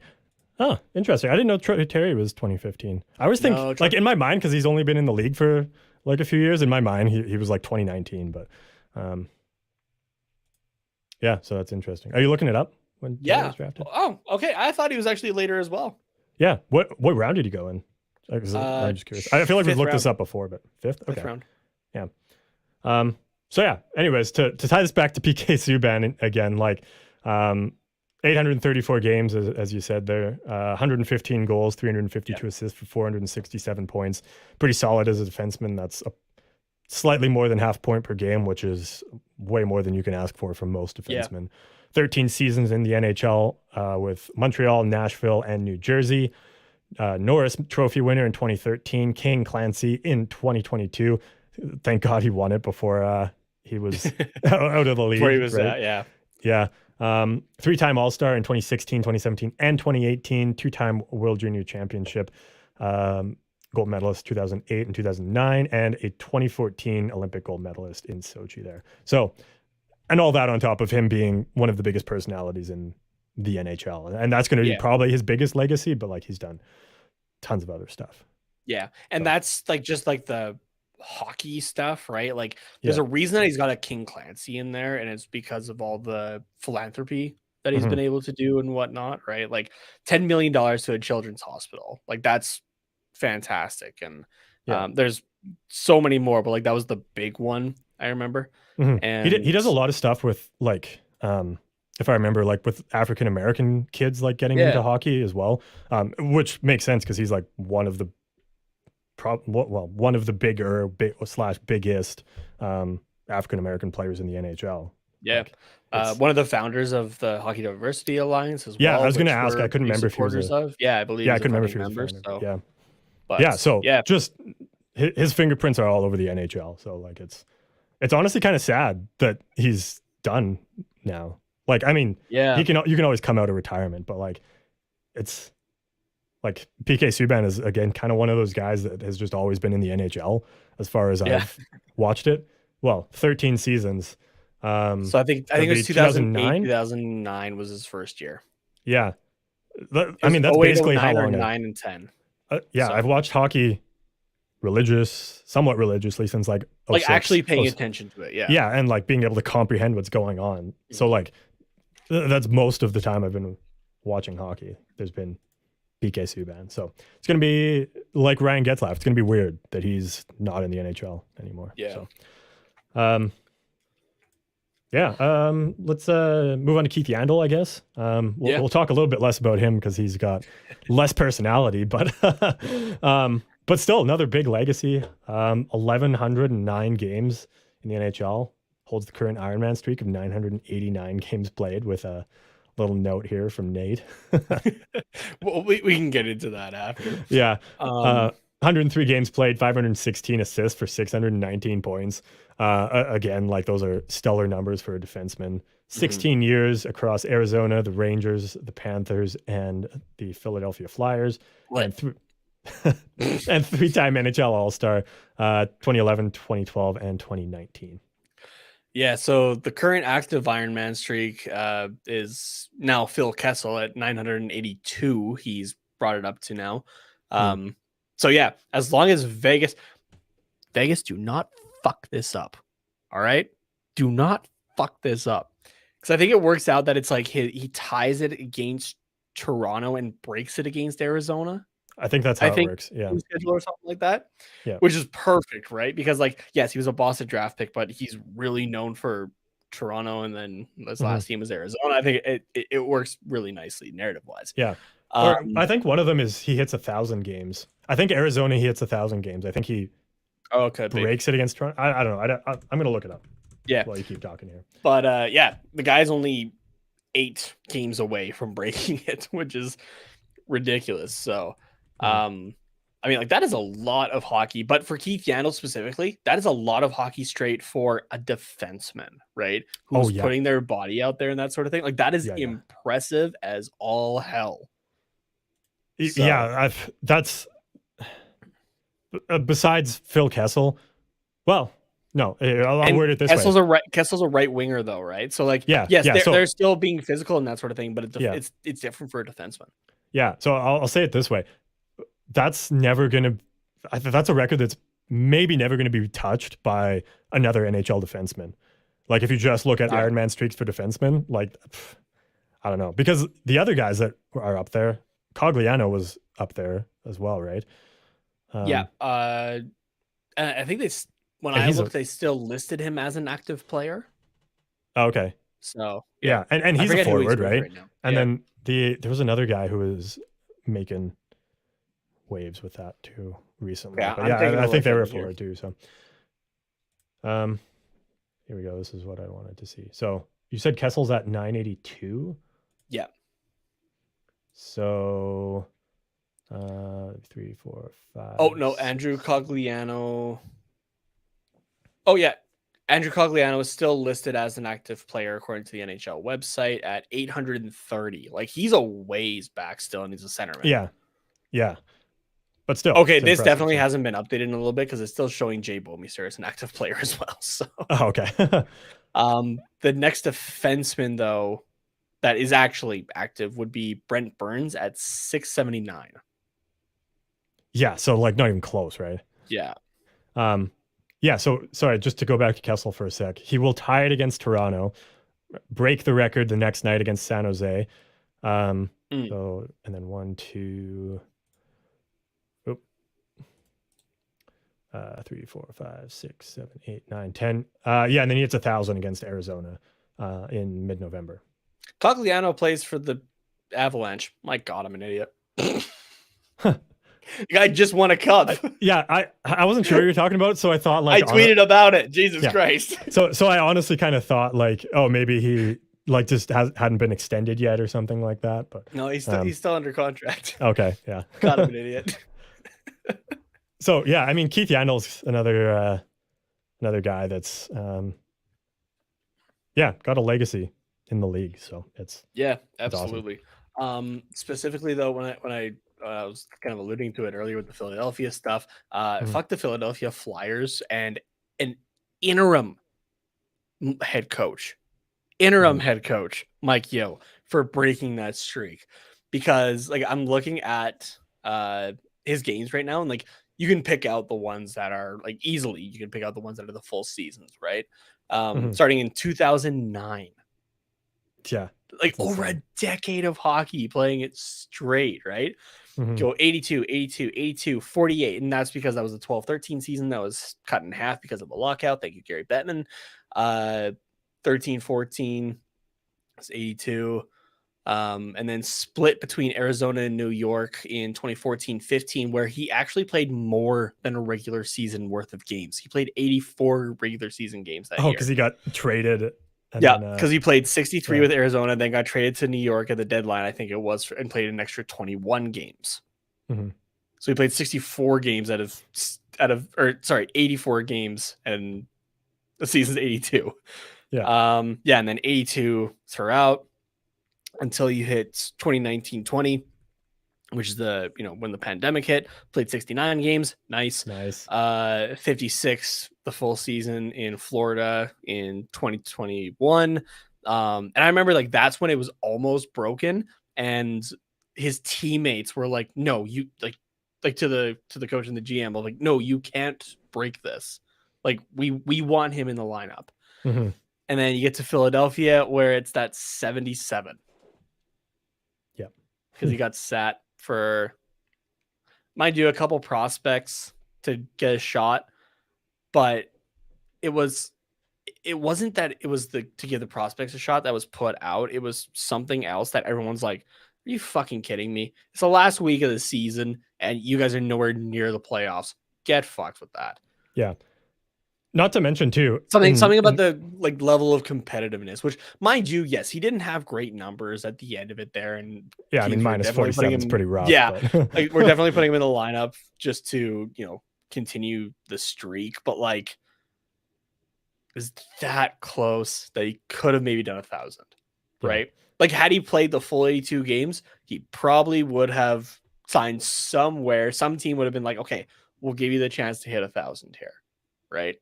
Yeah, but probably like Arizona, he probably would have went back there where he spent the good chunk of his career, and like they can do that kind of shit, right? Exactly. So but yeah, not to mention Mike like Yeo and the Philadelphia Flyers for that one. Not only did he do 989 consecutive games, though, he also in there played 58 playoff games, which don't count towards the streak, but yeah, they're in there. Ridiculous, he did them. Like, it's nuts, absolutely insane. So insane, awesome career. And then I guess this was kind of the big one in more ways than one. Yeah, this was kind of the year of defensemen retiring. I guess I didn't even notice that. But Zdeno Chara signs a one-day contract with the Boston Bruins and then retires as a member of the Bruins, which is awesome that they did that. I mean, no one's really surprised, right? Of course he was going to retire with Boston. But 1,680 games, 209 goals, 471 assists, 680 points. Ended as a plus 301. Normally, I don't think it'll look at plus minus because but it's a team almost stat. That is ridiculous. At that point, that's impressive. Even with like the almost 1,700 games, plus 301. Holy crap! Without looking it up, and without looking at the rest of the bullet points. Okay. When was Zdeno Chara drafted? What year? trivia question for you. Ooh. Well, I know he's 45. I'm pretty sure he's 45. So if we go back, it's 2017, 20 years from that is, well, I guess I'm 25. So 1997, there we go. And then, so if he's 45, it'll go another 3 years. So 1994, that doesn't sound right though. So I'm going to say 1995. 96. Oh, okay. That guy was drafted and has been playing in the NHL since literally since we were born. Yeah. Which is nuts. And like, that's the one time where I think it's, you know, if we had somebody older on the show, it'd be like, oh yeah, like you're just showing kind of my age kind of thing. But like, no, we are full grown adults. Like, you have a job. I'm a career student at this point.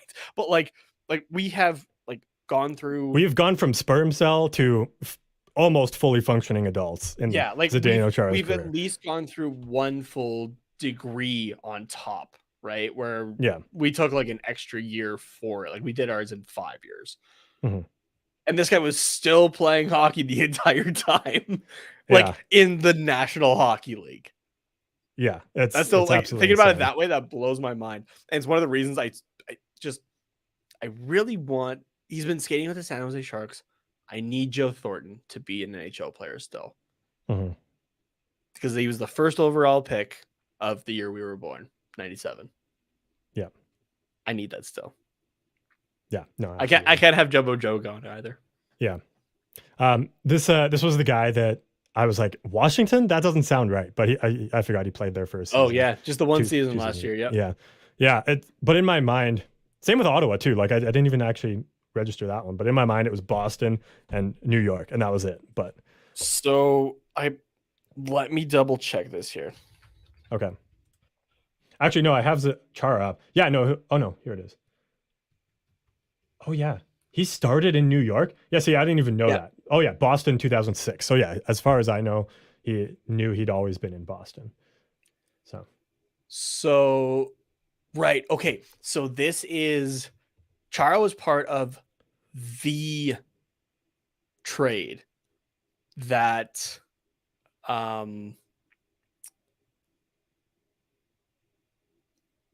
like arguably ruined Mike Milbury as a GM. Oh yeah. Because he was the GM of the New York Islanders at the time, where it was Zdeno Chara, Bill McCult, and the number 2 pick of that year's draft, 2001, which turned out to be Jason Spezza, for Alexei Yashin, who was like in the twilight of his career. That was it. That's the trade.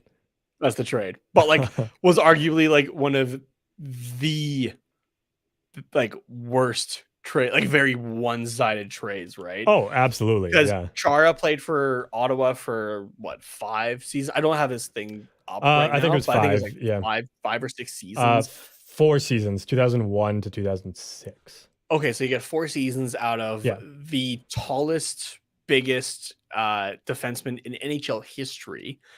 And you get Jason Spezza out of it, who was the face of your franchise for a while, or one of the faces of your franchise, because you also had like Danny Heatley in there for a little bit, and Daniel Alfredson. The Ottawa Senators used to be stacked, man. They're getting stacked again, but like, man, like the early to mid 2000s for the Ottawa Senators. Oh, dude, they're insane. Like even that 2017 that played against Anaheim in the final. It's a ridiculous team, man. Yeah. Oh yeah. Jeez. But yeah, so Chara, that's what got Chara out of New York, was that horrendous deal by Mike Milbury. Oh, wow. Yeah, here's some other things from Chara. 2009 Norris Trophy winner, 2011 Marc Messier Leadership Award, 2011 Stanley Cup champion, 6-time All-Star, 03, 07, 08, 09, 11, and 12, 2-time World Championship silver medalist in 2000 and 2012. 2016 the range on that though. Yeah, no kidding. Hey, 2016 World Cup of Hockey silver medalist with Team Europe, and holder of the NHL hardest shot record in 2012. Most all-star hardest shot wins with 5. Most Game 7 playoff appearances in NHL history. Not surprising considering he played for 25 years. Yeah. What else did you find up here that I can take credit for? Most games played by a defenseman in NHL history, has lead by 29 games, leads active players by 400 games played. And the hardest shot was 108 miles an hour, or for Canadians here, 175 kilometers an hour. That's nuts. Yeah. I think the hardest shot I've ever had on me was probably about 130. Yeah. I don't want to see 175 come my way. You won't see it. You won't see it. Exactly. Yeah. You just gotta pray to God that thing hits you. And I'm not a religious person by any means. Yeah. So, man, just another like legendary player exiting the league. So, yeah, this is that was a sad day when I saw that notification. I was like, oh, Subban, oh, Yandel, oh, Chara. Oh, I was like, oh my God. I was like, you wake up and it's just like, hey, here goes your childhood on a Monday morning. Yeah. Have a good day. Yeah. You want to feel old this week? Here you go. Dude, the thing that made me feel old this week was a side-by-side of like the media pictures of Sidney Crosby and Alex Ovechkin. And it was like getting ready for year 18. I'm like, year 18.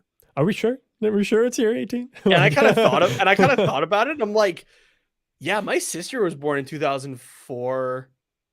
Yeah. What the fuck? Oh, that's nuts, man. Absolutely nuts. So, yeah. So little ridiculous. So, and I mean, like, you look at Crosby and he looks like maybe late 20s, early 30s, right? The guy's 35. And you got Ovechkin, who, mind you, he started to grade pretty early, but he's 36, but he's got 4 years left on his contract now because he signed a 5-year. Or does that kick in this year? I forget. But like, that guy's still got a while as well. Oh yeah. Like, yeah, Crosby's going to be around for at least another 3 years, barring, knock on wood, anything happening to him, right? Like, we're still going to be able to enjoy these guys, but I just saw that number of like season 18, and I'm like, what the fuck? Yeah. Right. No. Yeah. Like, I still remember the NHL 07, because that was when Ovechkin was first on the cover, and you had that copy of the game at least, right? No, I had 06. 06? Okay. Yeah. I just remember 07 because there's like the title menu, right? It's like the press start to enter or whatever. Yeah. And then it brought up this video montage of like a bunch of different highlights, but obviously it highlights Ovechkin, but it was like rookie Ovechkin. So he's still wearing the Screaming Eagle and everything like that too. And it's like like there's the goal against Arizona where he like falls and it like kind of like does the spin and still puts the puck in the net and stuff like that. And he still got like the tinted visor and everything like that. And yeah, if you ever just want to get hyped as fuck, like really quickly, just search the NHL 2007 intro video on YouTube and you will just be jacked and ready to do whatever within like a minute. It's fantastic. That's what I watch before workouts. Good to know. Last piece of news here we have about the just across the NHL was Nathan MacKinnon signs his extension and goes from the most underpaid player to the most well-paid player after this 8-year deal worth just a casual $12.6 million per year. So this deal, by the way, kicks in next year. So this year he's still getting paid the $6.3 million that is he's on the last year of his contract. So this is just the extension of it. And this will take him until he's 36. So more than likely he'll be a Colorado Avalanche for life, which is awesome. But I'm not gonna lie. As soon as I just saw the number, I just started laughing. Me too. Because there's all the talk of like, okay, yeah, he's probably going to become the most like paid player, and there was kind of the talk of like, okay, well, he might, he's probably going to take a bit, but maybe he takes a little bit of a cut, right, in order to keep Colorado like still being able to compete and that Mhm. sort of thing. Yeah. And I've also seen some people be like, oh yeah, he really took a discount at this price, right? Absolutely he did. This guy probably could fetch Yeah. 16 million on the open market. No problem.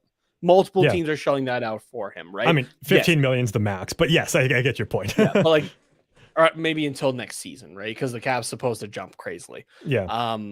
But yeah, like teams that would easily shell out the maximum if this guy hit the open market. So yes, this is a discount. But I was just kind of laughing because I'm like, I remember McDavid's 12.5, and I could just imagine the sit down with MacKinnon and Sakic across the table, and Sakic just goes, "All right, Nathan, what are you thinking?" Just, well, I want to be the highest paid player in the NHL, and Sakic being Sakic and MacKinnon being a petty, like I love this level of pettiness. If this is the case, just all right. How about 12.6? McDavid makes 12.5. Yeah. Yep. All right. Let's just smooth out the little details. Yeah. Like at that point, you might as well have just done $12,500,000 and $1. Just like the classic like Price is Right betting, like where you're just like one higher, just a little bit. Like that's basically what this is at 12.6. I think it's hilarious. So, there is a question here from Ali. How are they going to afford him and Cale Makar when his contract is up? I'm just pulling up the cap friendly for the Avalanche. The question should be, how are they going to afford to add anybody else? Because isn't Makar at like 9 million? Makar is in his contract though already, is the thing though. Yeah. Which also, but his was only this deal makes Makar's looks like Makar's deal is fantastic, right? Like everybody would say that from the start anyway, but that makes it fantastic. Let me take a look here because Cap Friendly lovingly will show what the cap hit is for next year at least. They do have a few guys that are going to be UFAs after this season. JT Compher, Evan Rodriguez just signed a 1-year deal. Andrew Cogliano's low money. Darren Helm's low money. Alex Newhook is going to be looking for a new contract coming off his ELC. Lucas Sedlak, Eric Johnson, and then you got Bowen Byram is going to be needing a new he's deal. Going to get paid, yeah. But to compare at least for next year, their cap, like their dollar amount, if everybody who's available to walked, they would drop 11 million right there alone. Yeah. So it's definitely possible to do. Yeah, you can fit other guys in. And again, with the cap seemingly going to go up by quite a bit next year, not just the little $1 million that we've been seeing over the last few. Potentially, I don't know. It sounds like we could have like a $5 or more million jump suddenly, right? Like I've heard like quite a bit. I think I've heard 10 potentially. Don't quote me on that one though. I would be shocked. But, well, just because everything is going to be paid off, right? Like from the players to owners or that. So then suddenly everything will be able to jump. And that's why, say like with like the Jonathan Huberdeau contract in Calgary, right? It's like, okay, that's a lot, but that might just get taken up next year anyway. It might not even matter. So I think that's where a lot of teams are kind of looking at this point. And mind you, this probably would have happened a couple seasons ago, but nobody exactly prepares for a pandemic to just suddenly hit, right? So, yeah, but this won't be too bad. I know I had there was somebody on Twitter who was like, imagine paying a 36-year-old $12.6 million. Yeah, at that point, hopefully the cap is up by like 20 million. It's not even going to fucking matter anymore. Yeah. You're paying for right now and like the next 5 years, right? Like the guy's gonna be 28 when the contract kicks in. You're paying until he's 34. Awesome, cool. Yeah. So you had a quiz for me here in regards to this and with a little in the brackets. So okay, so I'm gonna make it a little bit easier just for the sake of time because I know we still want to get to your game. Okay. So I'm going to modify the question. Originally, I was going to have you name them as well. If you still want to, go ahead. Okay. But how many players currently? So we're not including MacKinnon because he's not currently making his 12.6. Okay. How many players currently are making double-digit millions per season average. Okay. In the NHL. Well, there's McDavid. There is Tavares. Yeah, Matthews is making double digits. Are we counting Price? Yep. Because Price is listed here. Yep. Okay. Bobrovsky. So it's 5. I don't know if there's anybody else that's making 10 or more. Because everyone else that I can think of would be making 9-ish. There's a couple in our division. Is there a couple more? Yeah. That I'm missing? Oh, what's his name? Drew Doughty. Yep. That's one. Making his is like 11. Oh yeah, and Carlson? Yep. I'm trying to think. Burns. Is Burns making more too? 8? Or no? Or is he still no, and Burns is also not in our division anymore. But no, he's not making double digits. Oh yeah, Burns went. Yeah. So yeah, that's 7. Is it? I'm just gonna guess because I'm probably forgetting a couple. Is it 10? You're close. Oh, Panarin. Thanks, Ali. Yeah, I forgot about him. Goudreau is no, his was 9, right? Yeah. Yeah. Who did anyone else say? Oh yeah, Amon said Doughty. So yeah, 9. 14. Oh shit. Okay. Yeah. So from highest to lowest, so it's between 12.5 with McDavid, and here it has Barkov. I think just for logistics or however it's sorted.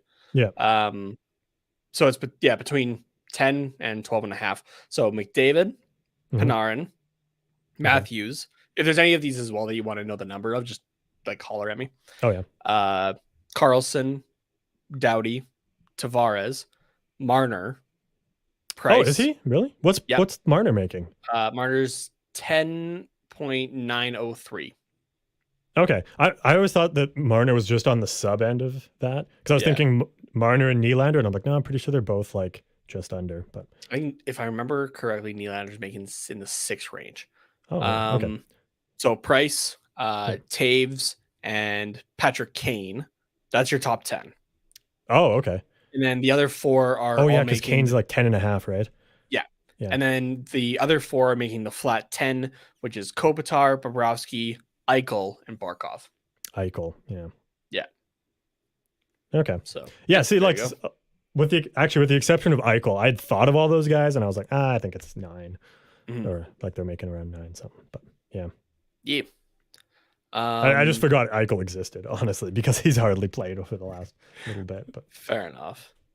Yeah, and that's not. I don't think that's a slight on Eichel. That's just. Oh no, it's just had his spine fucked up and had a tire replacement, so didn't play for a year. No, yeah. Like I'm sure I'll remember him once he lights it up in. Vegas I'm thinking he'll have a good bounce back season, which I mean maybe sucks for us considering it's in the division, but I obviously follow, support my teams and that sort of thing, but I like good stories.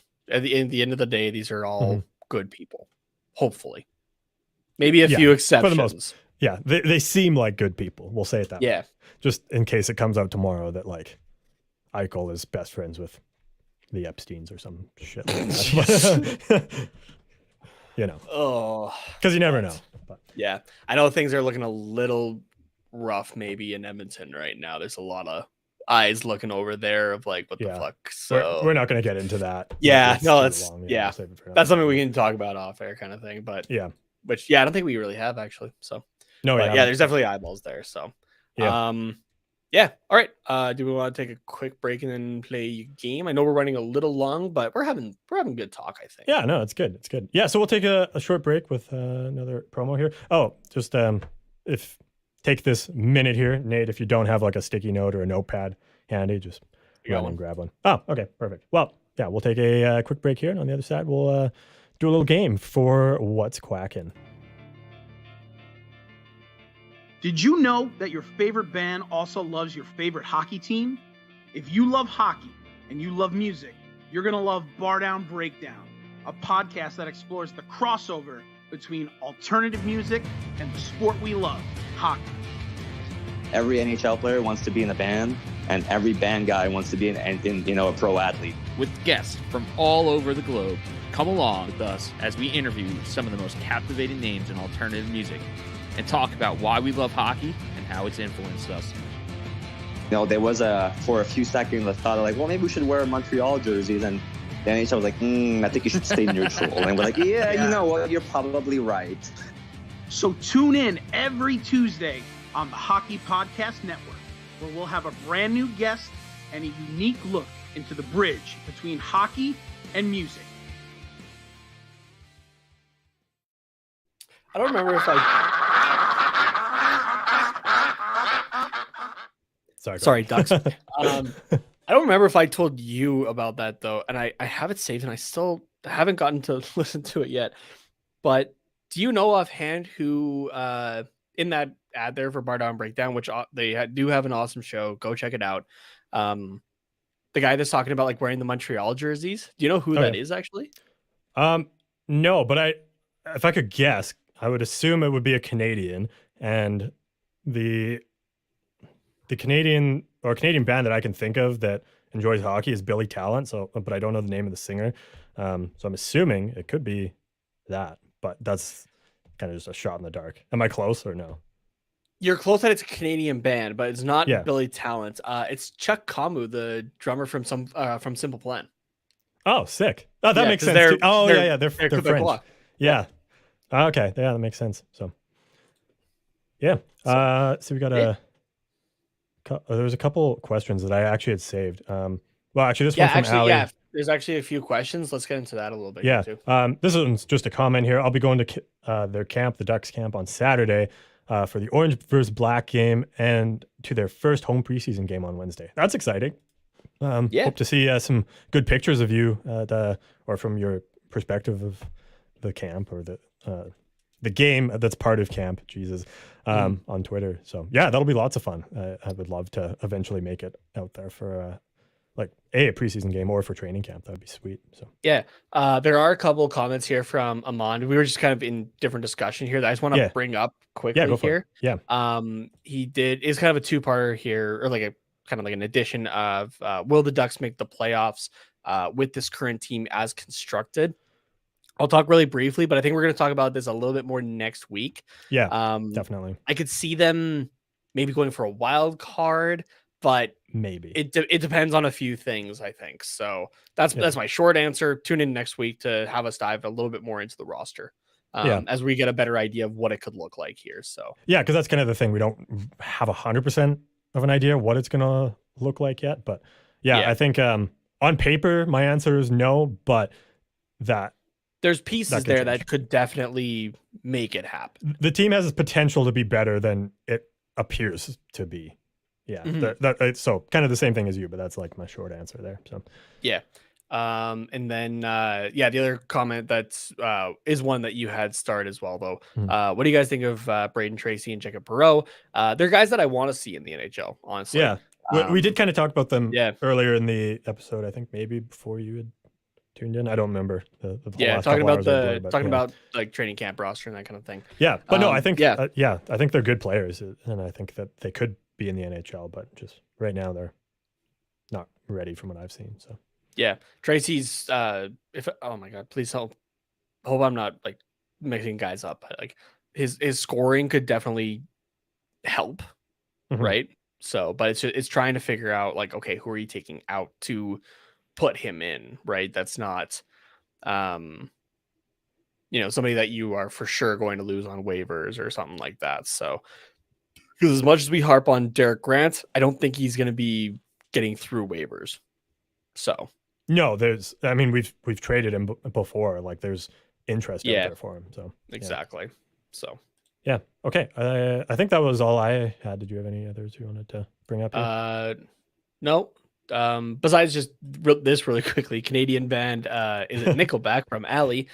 No, it obviously wasn't Nickelback. We already spoiled it. Sorry, but our buddy Shane actually, who we've had on the show a couple times there, he's from Hanna, Alberta, which is where Nickelback's from. Yeah, and so I've bugged him every now and then, especially like I remember even like I think it was a couple months ago we were just like hanging out and I'm like, hey, so you said you're from Hannah, right? And he's like, yeah. And I'm like, okay, there's this guy that I know as well from there. What was his? I'm like, Chad Chad Croker. And he's just like, oh my god, dude.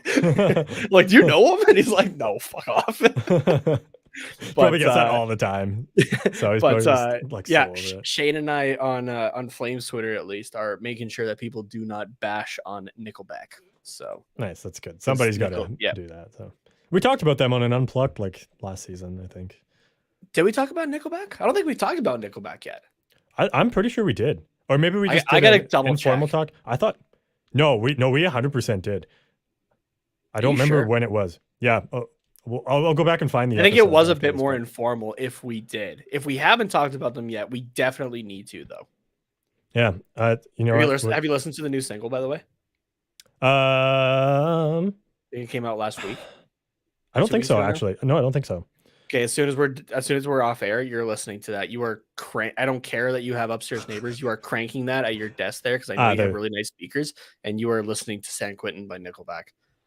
Okay. Straight up, I have heard that one. Straight up, I have had that on like for a couple days. I had that song playing at the gym, and it got me it got me through workouts. I've just been jamming to that song. So like, yeah, it comes out like start of September, and that's probably gonna be in like the top 15 most played songs on my Spotify roundup this year. I've listened to it so much already. So okay, here it is. Season 3, episode 33, February 10th. The episode's called "Here's Your Nickelback." Okay, we did talk about them. Yeah, like, and yes, because we did a fan vote. That's what it was. We put bands on Twitter, and it was picked. Yeah, right. Well, on that episode, we also talked about some guys named Niedermeyer in Korea who said some things about our new GM. Right. Was that only that? My God. Okay, to be fair, we've done a lot of episodes at this point. This is I had to scroll for a while. Episode, so yeah. Yeah. No, that was episode 33 of last season, and we had 67.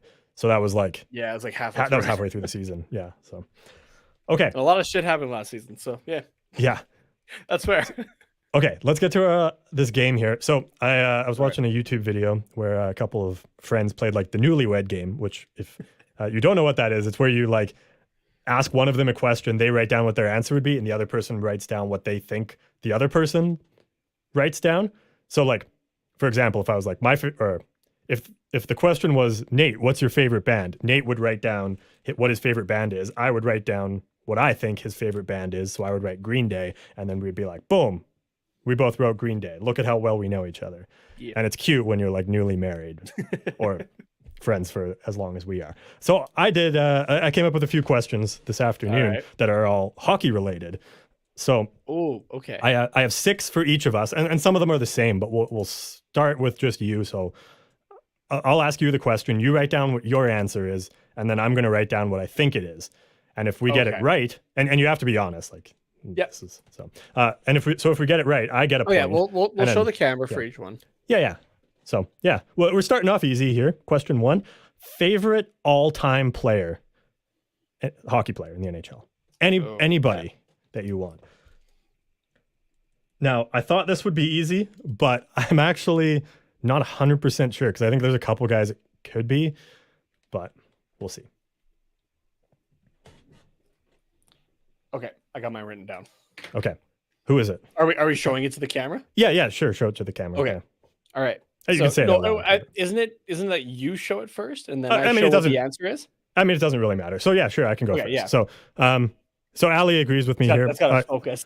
Yeah, I maybe shouldn't use a green pen on a green sticky note, but yeah. Ali says Marc-Andre, and I also said Fleury. Yeah, and that's what I got there, Marc-Andre Fleury. Hell yeah. The other guy I thought you could have possibly went with is Iginla, or Trevor Linden, because I know your dad knows him, but I know maybe not favorite player of all time. But so okay, cool. Yay, I got a point. Hooray! Yay me. Okay. Oh, we gotta keep track of points. Maybe I should have kept at least one sticky note here. Okay. Yeah, that's okay. All right. I'll keep the next one not crumpled up. Fair. Okay. Next question. A little bit tougher. Best hockey memory. Oh. Which is a tough one, I know. But yeah, because I could pick a few, and you definitely weren't around for them. That's okay. I'll think. I don't know. Yeah. I mean, we can't get them all. So So you just have to pick your answer. You don't have to pick the one that you think I'm going to pick that I think you're going to pick, if that makes sense. But, Yeah.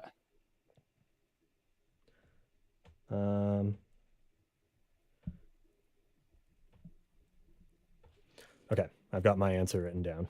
Okay, I got mine here too. All right, what do Okay. you think it is? So I have the Team Canada golden goal from the 2010 Olympics. There you go. Hell yeah, 2010 golden goal. Nice. I was at my cousin's there. There's a bunch of us there, like different family members. And yeah, the entire living room like exploded when that goal was scored. My cousins and I like quickly rushed out to the backyard rink and reenacted it however many times. So, yeah. Oh yeah. Okay. This one I had two questions and I wasn't sure which one I was going to do, but I think I've got it. So third question here. If you were playing on a line in the NHL, so we'll assume you're a forward in this scenario because I know you're a goalie, but you also play forward sometimes. Yeah, I suck at defense. Yeah. So we're going to assume you're an NHL forward here. Who would be one of the players on like your dream line? Like who do you think you'd have the best chemistry with? And it's like, okay, me and you, we're pairs on this line. And then the third guy kind of rotates in or whatever, but like. Okay, are we going with current guys or like all-time guys? Well, we'll go all-time. Yeah. All-time? Okay. Or do you want to go current to make it maybe a little easier? Oh, I don't know if that would be easier, but yeah, sure. We can do current though. Yeah, we'll do current. Yeah. The point is that the questions ramp up in difficulty. So let's go current player that you would play with and you think you would have the best chemistry with, regardless of team. So, which I think is a tough one. I really don't know. I got to think about that for a second, actually. Yeah. And like, I also don't even really know who you'd pick. So. Because I'm trying to. Okay, this might. I guess. Do positions matter? Because I guess No, not really. This is just a forward. Yeah, because when I play, I normally play center. So like, do I have to think of wingers or? No, yeah, like you can be it can be a center who's playing on your wing or whatever, or like you're the two guys that get sent out and we're going to team overtime or thing whatever. Where you have like your top 9 is comprised entirely of centermen. Yeah. Yeah. So who do I think I would have the best? Like who would I want to play with? Sorry, one more time. So who would be one player on your line for like the whole career? So that's how I worded it. But basically, like you two would be the guys where like you just have insane chemistry. Like who would be the other? If you're Henrik Sedin, who's your Daniel Sedin? That's what I'm trying to get Daniel. at. Okay. Yeah. Where you guys just are like lights out together. So I know it's a tough one because there's so many options. Okay, I'm also trying to think of like what your style. Okay, I think I'm gonna write one down here. Okay, I think. Well, actually, for oh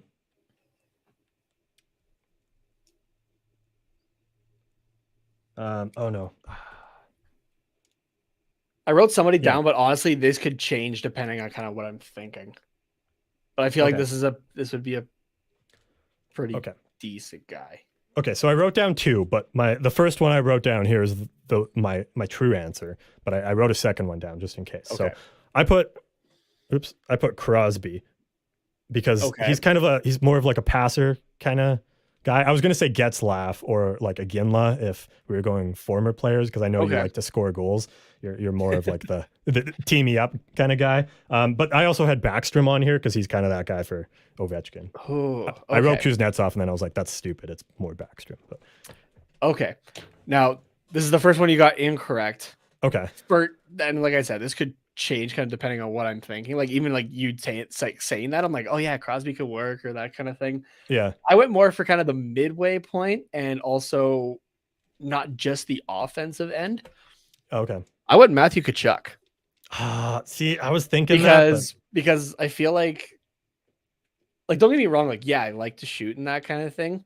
Mm-hmm. And like the couple of times I was able to play center, like as we were playing ball hockey kind of thing, like yeah, I was able to put up goals or that kind of thing. But as especially growing up playing sports, I was more the playmaker. I was never the goal scorer by any means. Oh, okay. Yeah. Which is why I maybe sullied a little more because I didn't score really any goals. Yeah, it's fair. But so like I was a lot more the playmaker. Like passing was kind of my thing.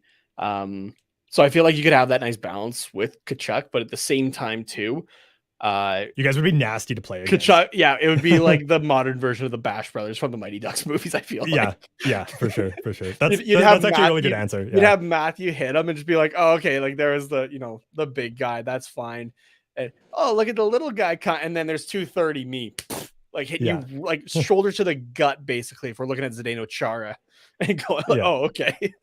Yeah, see, I think I just overthought it because I should have just wrote Kachuk because he's the first guy I thought of, but I overthought it. So I still remember sorry, just really quickly, I still remember the one, like I was saying, like the one ball hockey game that I got to come out and play, and like it's a no contact league, and I like forechecked hard on this guy, and accidentally ran into him. Now this was a dude that was like built and was like sturdy. Oh right? Yeah. And easily like 6'3", like 220, 230. I just didn't like slow down enough, and I ran into him and I decked him over. You sat him down. Yeah. And only time I've ever seen a penalty called in that league. Like right away. Oh no, there was a few penalties, but it was more. I was still involved in some way or another. Yeah. Anyway, but like I bodied him, and right away I was like, "Dude, are you okay?" And he's like, he kind of sat there like shocked for a second. He's like, yeah. I'm good." And like helped him up, and we went back. Yeah. But I just remember like decking that dude because like you could tell that dude was like that dude had muscle, right? Oh like, he was big. He had some weight behind him, and I knocked him out pretty easily. So I like how Ali worded this here though. Who is the Derek Grant to Trevor Zegras? That's how I should ask the question. Oh. Yeah. Not the Sonny Milano, it's the Derek Grant. See, I read that and I'm like, who's the guy that you would least be able to play with? Yeah, that's fair. Okay. Brad Marchand, because you don't want to have two short guys playing at the same time. Yeah. Skill-wise, I think we'd be fine, but not for the size. Yeah. Okay. This one, we've got a 50-50 chance. It's a would you rather. Would you rather fight Zdeno Chara? Oh, God. Or take one of his slap shots to the nuts?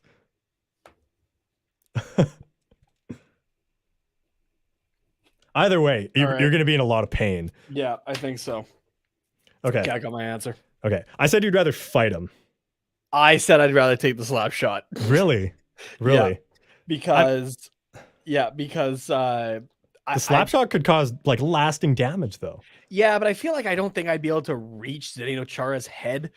Oh no, Remember, nobody can. I'm 5'7". He's got over a foot on me here. No, but at least it would be quick. Like he would throw like one or two punches, ragdoll you around a little bit, and then the rest would be like, "Okay, we're done here." So you'd probably come out like, yeah, probably like worse for wear, but like at least your nuts wouldn't be like throbbing for weeks on end. Fair enough. Okay, size up to the size of a watermelon. Now, okay, I'm sorry. I'm adding like story time to all of these, but I remember a lacrosse camp that I had. I was the only goalie with 50 players, so I was getting a shit ton of shots. And this was all run by Calgary Roughnecks players, like professional lacrosse players. And this was like during like a heyday of them. There was Jeff Shatler and soon to be like multiple time league MVP Sean Evans and like a few guys. And there's at one point where I like basically there's like everybody was taking a break. And I basically had all these guys to myself, right? So you're asking the professionals questions and stuff like that. But as a goalie, you always think of like, oh, hardest shot or that kind of thing, right? So I'm asking them, I'm like, well, who has the hardest shot here? And like some guys are like, well, I don't have like a hard shot. It's more just place my shot. And like as I got older, I realized that sort of thing. But I was like, okay, but out of you guys, who has the hardest shot here? And I think they all looked at Sean Evans, who, like I said, was the like soon to be multiple time MVP. And they're like, probably Evans has it. I'm like, okay, I want you to go. It's about the equivalent of like the top of the circles, right? Like go there. I want you to take your hardest shot at me because I just want to feel what an NLL shot feels like. I think I was like 15 at the time. I was like, I just want to feel what this feels like. Just hit me square in the chest. Like just go for it. I want to feel this. And he rips it and hits me in the can, and I dropped. That's hilarious. You know that he was like this. Oh, he was 15-year-old kid. He was thinking about it. So yeah, so I have experience that. So mind Oh, you, yeah. maybe not the 175. Okay, maybe we should have asked that. Are we doing it like all-star skills competition, or Yeah, like yeah. does he have some pressure on him? No, he's standing top of the circles all the time in the world, just to like running start, wind up, and just blast this thing at you. Okay, well, you know what? Like- Adoption's still a thing, so I'm taking the slap shot. Yeah, we had just watched Jackass like a couple weeks ago together. So I originally, when I wrote this question, I had PK, but I was like, well, I mean, a PK Subban and a Chara slap shot are pretty similar, but like fighting Chara is probably a lot worse than fighting PK because Chara's reach is insane. So I changed it there, but that's where the question came from. So. Fair enough. Okay.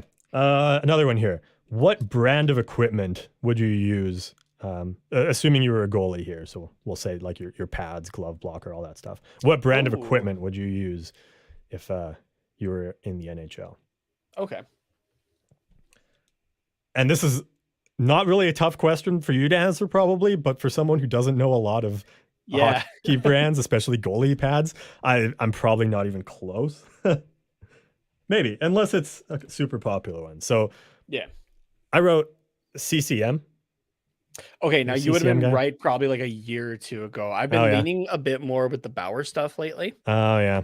So like Gotcha. whenever I'm like in the hockey stores and that kind of thing, like as much as I don't overly play, I do still keep up like with the gear trends, and especially for goalie gear. One of our buddies works at a Pro Hockey Life, and he's like, yeah, honestly, you could easily work at one of our stores with what I know, kind of thing. Yeah. And I really like what Bauer's been doing lately, and I have like tried on their pads just in the stores or whatnot. They do feel pretty nice actually. So I'd go with Bauer. However, though, I've gone from a Bauer to like the CCM masks. The mask itself would not be Bauer, but I think everything else would be. Gotcha. So cool. Yeah. Okay. Last question for you here. This one, it's a bit of a long one, but we'll see how it goes. So you're in the NHL and you just won the Stanley Cup. All right. Congratulations. Thank you. You were on the Colorado Avalanche this last season and you won the Stanley Cup. Fuck yeah. So it's the next day, like the day after. So you spend all night partying with the cup because you just won. And you wake up and the Stanley Cup is in your bed. The bowl has a sticky residue on it. What food or drink made the cup so sticky? What did you took this cup back to your hotel room. You filled it up with some sort of edible substance and then ate out of it. What did you eat out or drink out of the Stanley Cup the night after you won it? What did I eat or drink out of the Stanley Cup? And this one, yeah, like I would be very surprised if we got this one because like there's so many options, but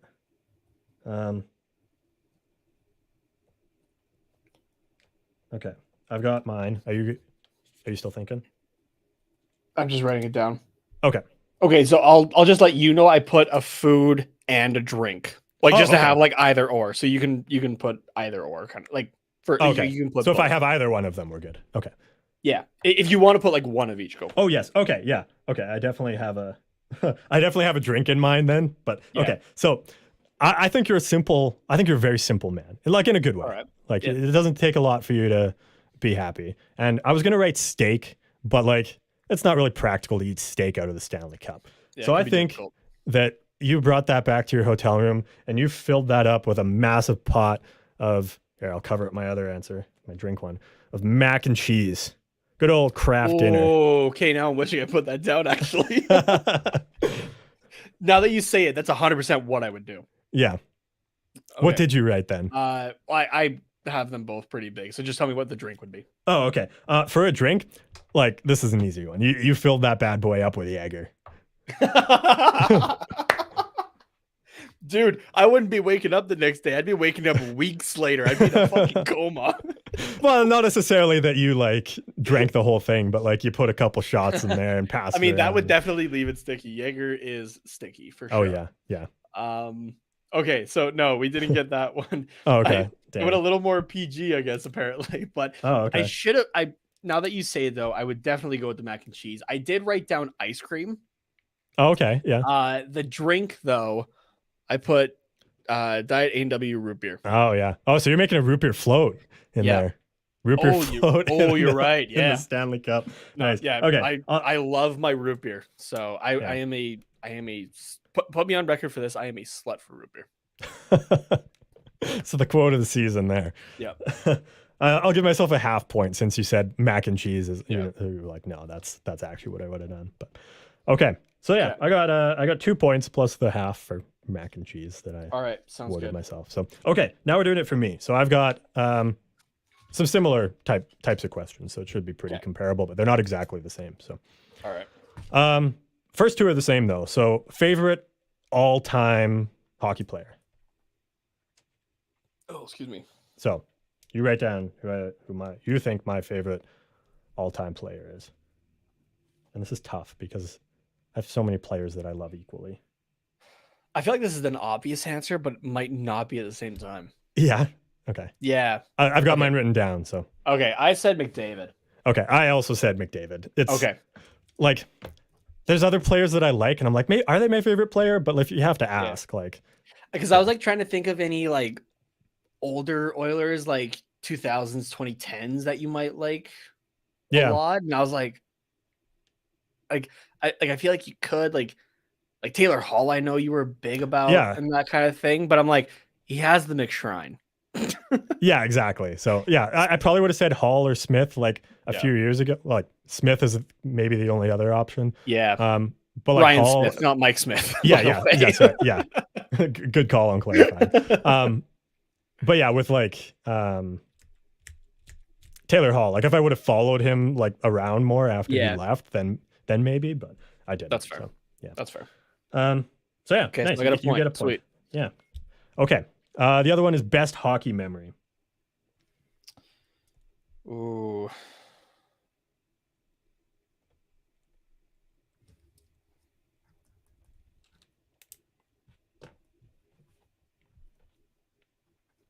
I've got it down, so whenever you're done writing, you can just show the camera.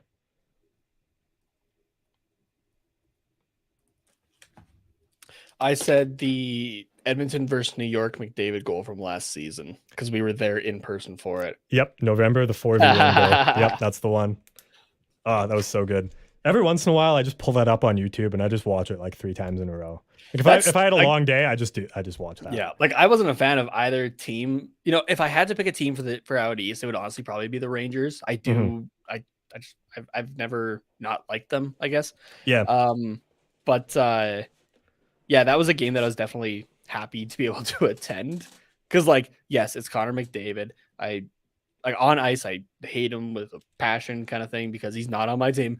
But like to witness that, like that literally came towards us, right? That was kind of cool. And then you like see it on highlight packages. You have a T-shirt of it now at this point, right? Like, yeah, it was pretty wild. So, and everyone goes, okay, well, yeah, he did it against Winnipeg. That Winnipeg one wasn't the same to me as the Rangers one.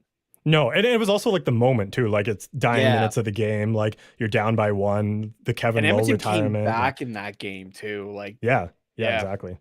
So and like I've never heard an NHL barn that loud outside of the playoffs.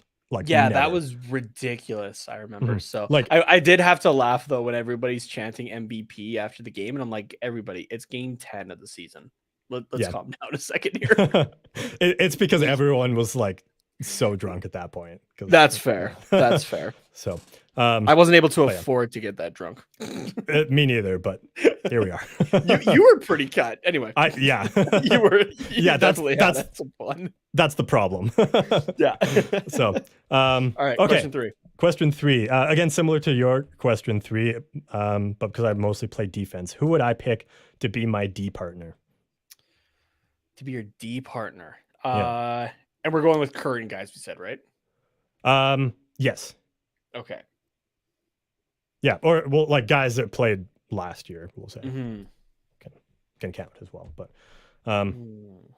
it's another tough one because like it's not really one. Like I don't even really think I have an answer, but I'm just gonna put who I would pick to put you with if I could. Okay, yeah, that's fair. That's fair. I know your play style as well. Yeah, I think. I've kind of narrowed it down in my head, but it's like, okay, who do I want to put? Yeah. Here, we'll go with this one. Okay. All right. You good? Now, yeah, because you're a bit more of a defensive defenseman, Mm-hmm. right? Like, and a bit more of a playmaker. You're not as much on the offensive side. No. But you would need somebody that you could play that's like that has that capability. Mhm. I put our boy Jamie Drysdale down. Okay. Interesting. Yeah. I mean, this could be a little bit of recency because we just talked about him for like half an hour today, but I put down PK Subban. Yeah. Because not only would that be a lot of fun, but he's also like the offensive type. Yeah. And I think he's the opposite hand. He's right-handed. Drysdale's a righty too, right? Yeah, I think so. Yeah. So, yeah. Oh, yeah, and you're lefty. Yep. Yeah, so I mean, we kind of went the same route. We just picked different players. So Yeah, fair enough. Same idea, just different guys. So yeah, and Subban's a little bit well, from what I've seen, Subban's more fun than Drysdale. Not that Drysdale's not fun, but fair enough. Subban would be a blast. Okay, so I got 2 of 3 so far. Yeah. Okay. Question 4. This is another would you rather, so 50-50 chance here. Would I rather be drafted by the Flames or be, regardless of team, no matter where I go, Matthew Tkachuk is always my line mate? Be drafted by the Flames or be forced to play my whole career with Matthew Tkachuk? This would, I guess, assume I'm kind of a forward, but okay. I think oh God, this is awful. Like I don't want either of these. Honestly. Ali saying Carter with Jamie when he's a confirmed Drysdale hater. Surprising. I love that you're never gonna let that go, Ali. Yeah, that's just it for now or forever. Yeah. Okay. I'm just gonna. I got my answer. Lesser of two evils here. I love how hard of a choice this is for you. Yeah, it's like really not like nothing, but okay. It's a hypothetical, and you're like, oh my God. Yeah. Okay. Go ahead. I said you would rather be drafted because you at least made the NHL and you hate Matthew Tkachuk with a passion. Yeah. I put Tkachuk. I would rather play with Tkachuk. Oh. Just the thought of donning the red sweater at this point in my life just seems like blasphemy. It's just I can't do it. Like the only times I've done it are for our stupid bets when my stupid Oilers just shit the bed against the Flames. And it felt awful. Like I felt dirty. Like I actually felt like I needed to shower after I took it off.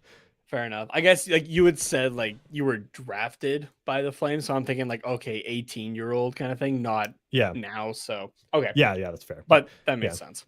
Yeah. Okay. But whereas Tkachuk, like I feel like I could learn. Like I mean, he's not like a bad guy, like on like off the ice, but like and like if I was playing with him, like who cares? But like, you know, if I was like against him for all of junior and then all of a sudden in the NHL he was just my line mate forever, and then I'd be like, oh, for fuck. So, but I feel like I could get over it. That's fair. Don't really hold a grudge. Okay, so I didn't get that one, so I'm 2 for 4 right now. Yeah. Okay. Next one. What would my goal song be? What would you? Yeah, this is another tough one. Can I give the band, or do I have? Can I get a half point if I get the band right? Yeah, if you get the band, sure. Yeah, you can get a half point. Yeah, I thought about this a lot earlier because I was like, there's too many options. So, but I mean, it could change.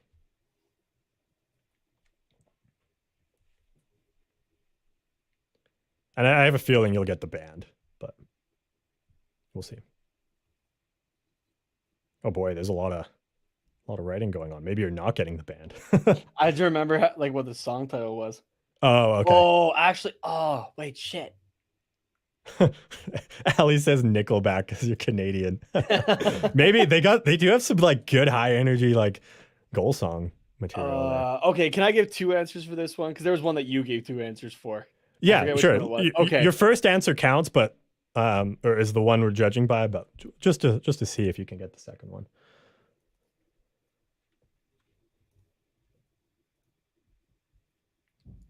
because I'm like, okay, it's between these two bands. Okay. Okay, so I initially said "Thanks for the Memories" by Fall Out Boy, Okay. Yeah. but It's then a good song. my backup was "Last Resort" by Papa Roach. Ooh. That I last feel like one's a good it's one of those. actually. I feel like it's one of those two bands, I or it's 6 a.m. yeah, I was thinking thanks for the memories, but like I don't see it as a goal song necessarily. I don't know if Fall Out Boy has one that I'm like, that's a goal song, you know? Like they have good songs, but not like a goal song. So I wrote Riot by 3 Days Grace. Yeah. I could just like I could see that playing in an arena, especially as like an overtime winner. Yeah. See, now you know what the NHL franchise needs to do is bring back the custom soundtracks, because you could do that for your Be a Pro and that sort of thing. Yeah. Yeah. Yeah, that would be good. So yeah, okay.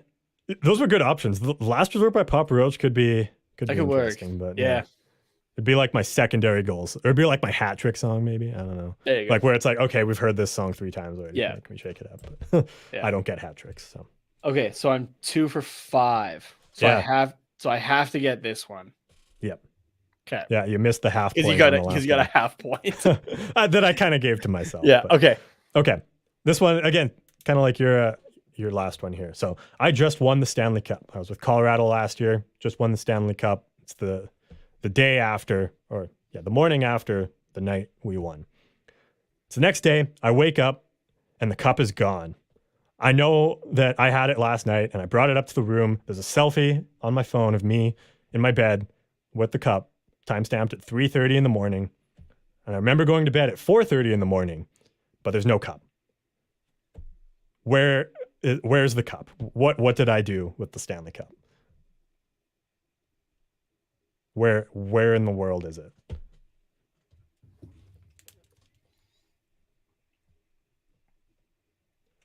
And this is another one I thought long and hard about earlier today. And if you get this, I'll be so impressed.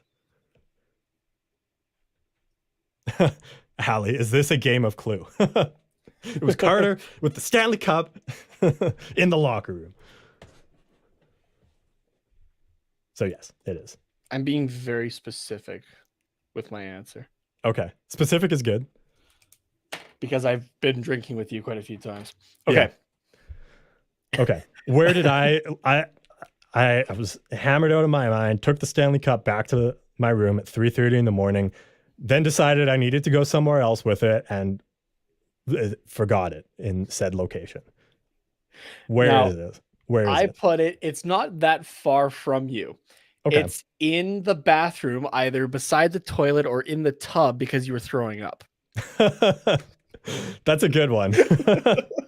That's a good one. I was thinking like, oh, maybe I just like put it in the shower and then like not think that that's where it was, but or like I wanted to have a shower with it. But throwing up is a good one. But no, that's not what I decided to do at 3:30 in the morning, and I had to take. It might not be what you decided to do, but it's what you did. That's true. That's true. Yeah.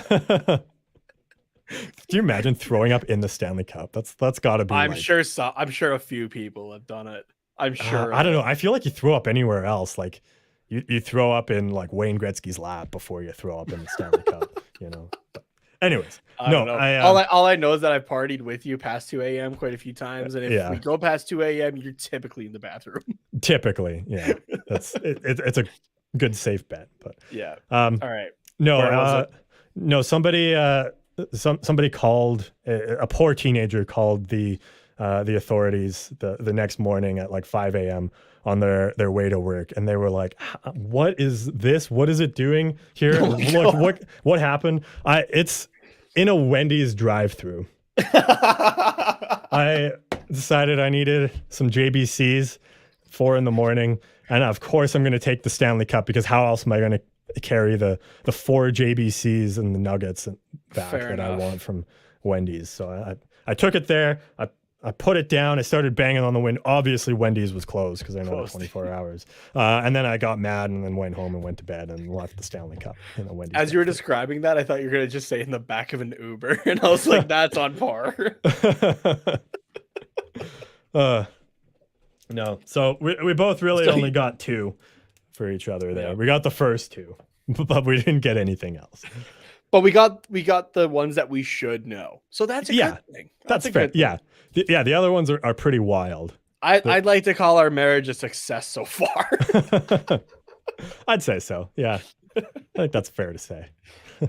2 for 6 after 8 years of being friends. Yeah, that sounds pretty good to me. So Yeah, we'll go 6 for 6 after 24 years. So there you go. that's how that works. I'm pretty sure. That's how it works. Yeah. All right. Well, this has been another episode of the Quack Report. We will be back next week to talk about Ducks roster and what that could look like, and maybe a little bit of an outlook for the team. And then in a couple weeks, we'll do some division predictions and kind of evaluate the league overall before the season starts. But next week is going to be more Ducks focused, and then whatever other news kind of happens here. Nate, if people want to, I don't know, tell you what foods they think you should eat out of the Stanley Cup, where can they do that at? If I ever get a chance, I'm definitely doing the macaroni and cheese. I don't think they let fans do that though, unfortunately. So, Yeah. but yeah, if you want to let me know what you would eat out of the Stanley Cup, you can tweet it at me at Tatenomas, TATENHOMAS, or of course the Quack Report Twitter and Instagram. Which is at Quack Report Pod on all those places. The Quack Report on YouTube is where you can find clips from the show as well as our live streams. And yeah, if you want to follow me on Twitter at Carter_Potts, POTTS_97 is where you can do that. And also, if you've seen the Stanley Cup, let me know where it is because I got to go find it. So that same Twitter handle there. Check your local Wendy's because I don't remember where I was which one I was at when I left it there. So promo code THPN at DraftKings and THPN15 at Raycon for 15% off. Thank you guys very much for tuning in. We will be back next Wednesday, live 7 p.m. Pacific time. We'll see you then.